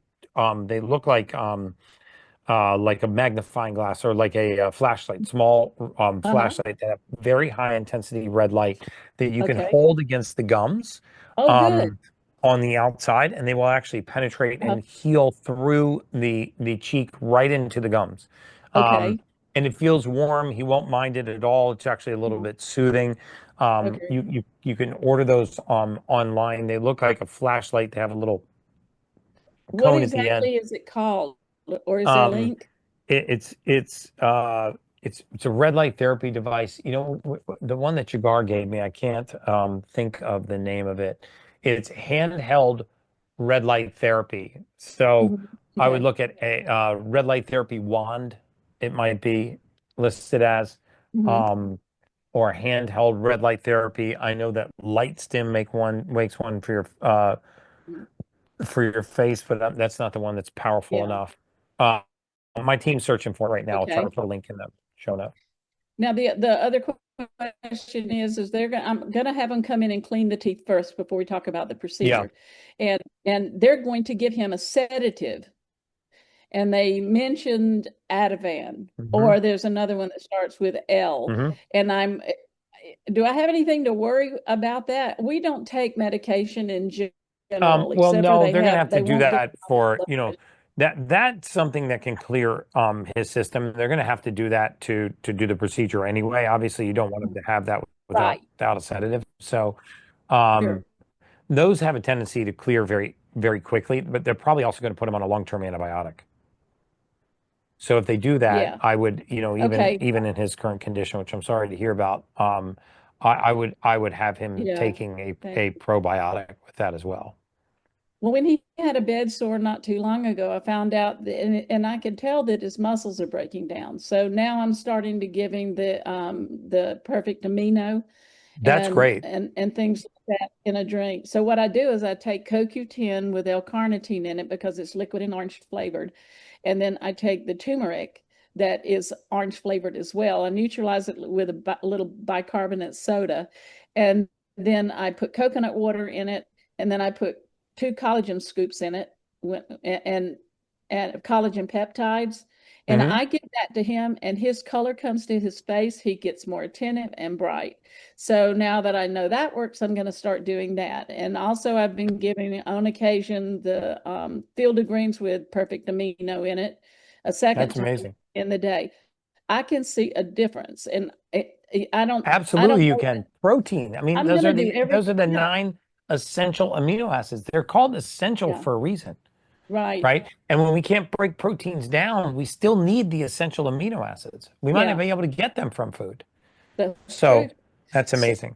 So how do I tell them I don't want the fluoride wash? You say, I don't want the fluoride wash. I say, I don't need it. I have red light therapy and I have hydroxyapatite. Yeah, exactly. I have hydroxyapatite. All right, I got to get to some other questions, but you. thank you so much, Melissa. Nice to God meet bless you. you. All right, let's at least get one more question in here. All right. It's Vima. Vima, I'm trying to read it there. Vima, how are you, man? I'm doing fantastic. I'm glad you're able to squeeze me in.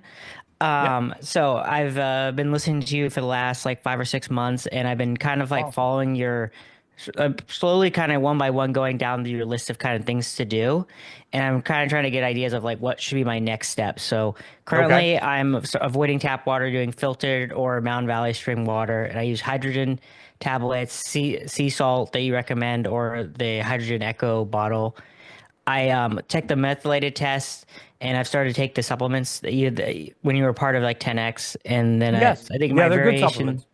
There's COMT and then MTRR and MTR. So because I'm taking zinc, TMG, magnesium, and optimized 10X, and then I've been following the morning routine of cold showers, first light, groundwater. There's 1 or 2 more others. And then I've been doing perfect aminos as well. And so now my question to you is, what should be kind of like the next step that I should do on my journey to like living better and living more sustainably and being healthier? So, I mean, you look like you're working out. Yeah. So I'm at 36 and I'm in good shape. I don't have any major problems. The only thing maybe in my head that now you mention it is I could work on like maybe being able to have better sleep. Probably. And I don't have any suggestions so then around that would be the next thing. I would start bookending my sleep. So it already sounds like you have a great morning routine. Let's just develop a great sleep routine. Even 10X has a good sleep supplement. That's the 10X Sleep Formula, which is actually very good if you tolerate melatonin. If you don't tolerate melatonin, my favorites are the Magnesium Breakthrough and the Sleep Breakthrough by BiOptimizers. So the next thing for you to tackle, because you're exercising, you're doing your morning routine, you're taking the right, you're already hydrating, mineralizing, and putting the amino acids in your body, and you're even taking, benefiting from the anti-inflammatory effects of H2 Tab, which I'm a huge, huge believer in. If you're getting sunlight once in a while, then the next thing to do is to start bookending your sleep. By bookending your sleep, I mean make your sleep portable. If you actually followed me on my recent travel, with the exception of the flights in both directions, I was getting better than 90% sleep scores. Coming back here, I mean, we left Dubai at 2:30 in the morning Dubai time, and then for 10 hours of the flight, they had the flight crews in their jump seats because it was so turbulent. So obviously I didn't sleep a lot there. My sleep score kind of went out the window. But sleep is our human superpower, and with what you're doing already, if you add sleep to that routine, you're going to go next level. Okay, so ideas for supplements, potentially the 10X Sleep Formula, or 10X Sleep Formula if you tolerate melatonin. I'm not sure if I do or not. I don't know how to test for that. Or is there a test? You're gonna have to try it, and you see if you feel groggy the next day, or so the 2 indications are people have very vivid dreams, and vivid dreams aren't necessarily a bad thing unless they get violent or too weird or they're very, very vivid. So that's one sign of not tolerating melatonin well. And the other one is to slowly rid it the next day, so you feel kind of groggy in the morning. You'll be fine, but you just don't want to start every day groggy like that. So you drop the melatonin and you go to something like the BiOptimizer Sleep and Magnesium Formula. Okay, perfect. And then when you say bookend, like you mean like just like have a set time where you like go to sleep? Set time to go to bed, set time to wake up, and a set routine to go to bed and a set routine to wake up. Now you can't always control the time, right? I mean, I just traveled to like 4 countries in 10 days. Yeah. So I couldn't control the time, right? If you're in Bahrain, you're on their time. If you're in London, you're on their time. If you're on East Coast, you're on East Coast time. So you can't sometimes control the time, but you can control the routine. And so that's what I mean by bookend. If you have a routine to go to sleep and a routine to wake up, and then what happens is it's like there's a famous experiment called Pavlov's dog. And you learn about it in high school all the time, where they would ring the bell and feed the dog, ring the bell, feed the dog, and then pretty soon they would ring the bell and the dog would salivate, even without eating, right? So what happens is our bodies get into routines, and when we have certain cues that let our body know it's daytime, it's nighttime, it's time to go to bed, it's time to wake up. It used to be, excuse me, the rise and fall of the sun. But now, I mean, the lights that I have in here, that, you know, it can be like the surface of the sun at 1 o'clock in the morning. So we don't have the rise and fall of the sun. We don't have ambient lighting to tell us what time it is. So we actually, our routine is really important. And I talk about this. It should be free for you to download my sleep. Okay, I'm gonna look at that. That's gonna be my next thing. Yeah. Take a look at that, because I wrote a whole guide on sleep, and it should be free to you guys as a VIP. But a whole guide as sleep. Okay, so I wanted to give you guys just a quick update on my friend that's at the Mayo Hospital in Scottsdale. And he was at Mayo Clinic in Scottsdale. He's out. He's doing red light therapy now. His numbers have dramatically improved. His tumors are shrinking now from this argon gas treatment that we had done for him. He's been on a clean keto diet for several weeks. I have a surgically clean air filter in his room. I have water filtration for him. And within the next week, he's going to start the dendritic cell vaccine program. His tissue has already been sent to Cancun. They cultured it. And I'm going to fly him down there to do his very first treatment. It takes about 2 weeks to culture his natural killer cells. And then they will introduce those cells to the cancer. And hopefully there is a mismatch where the natural killer cells identify the cancer as a foreign body. And once it does and creates the antibody, they will culture that those natural killer cells that have identified the cancer as a foreign antibody, and they will reinfuse those back into his body. So I'm actually going to videotape this and document it. And I'm happy to share that with you guys as VIPs. We're in the thick of it right now. I know so many of you have either struggled with cancer, or you have a loved one, or a friend or a neighbor or colleague or someone you know that's struggling with cancer. And all I want to do is document this in real time to possibly give, you know, some other folks some hope. It is called a dendritic cell vaccine. It's run out of Baylor University in Texas, and it's administered in Cancun, Mexico. So when I get down there, I'm going to take maybe my production manager with me, or at least my iPhone, and I'll document it for you guys. And I'll even show you some of the treatments that he's getting, in addition to EBO2 ozone, high dose vitamin C, those kinds of things, so that I can take you guys on this journey of healing with me, and you can actually watch somebody go from terminally ill diagnosis with 6 months to live to, by the grace of God, being in permanent remission. So that's a wrap for today's VIP Q&A. Thank you guys so much for being here and for the amazing questions. As always, it's an honor to connect with this community. I appreciate those of you that give this community as a gift to your loved ones, because the bigger this community grows, the more I'll be able to pour myself into it. You know, I really want to build an army of like-minded people, and I want to educate you guys so you can go out and educate other people and inspire them to make a change. So remember, being a part of this VIP group means you get exclusive access to early content. You get private calls like this. You get an incredible community of people that are dedicated to their health. Get into the app and use it. If you haven't already, make sure you download the app. Please download it and stay plugged in with all of the latest insights, the updates, the giveaways, the discussions. Keep implementing what you learned. Keep asking questions in the group. DM us on the app. Keep pushing yourself towards being the ultimate human version of yourself. I hope you have an amazing night. If you can do anything to help me build this community, I would personally be very grateful for that. I see this community growing to hundreds of thousands of people, and I couldn't do it without you guys. So encourage people to come to the challenge that we're going to have in June. It's going to be free for all of you guys, and hopefully we can continue to grow this community. So have an amazing night, you guys. That's just science.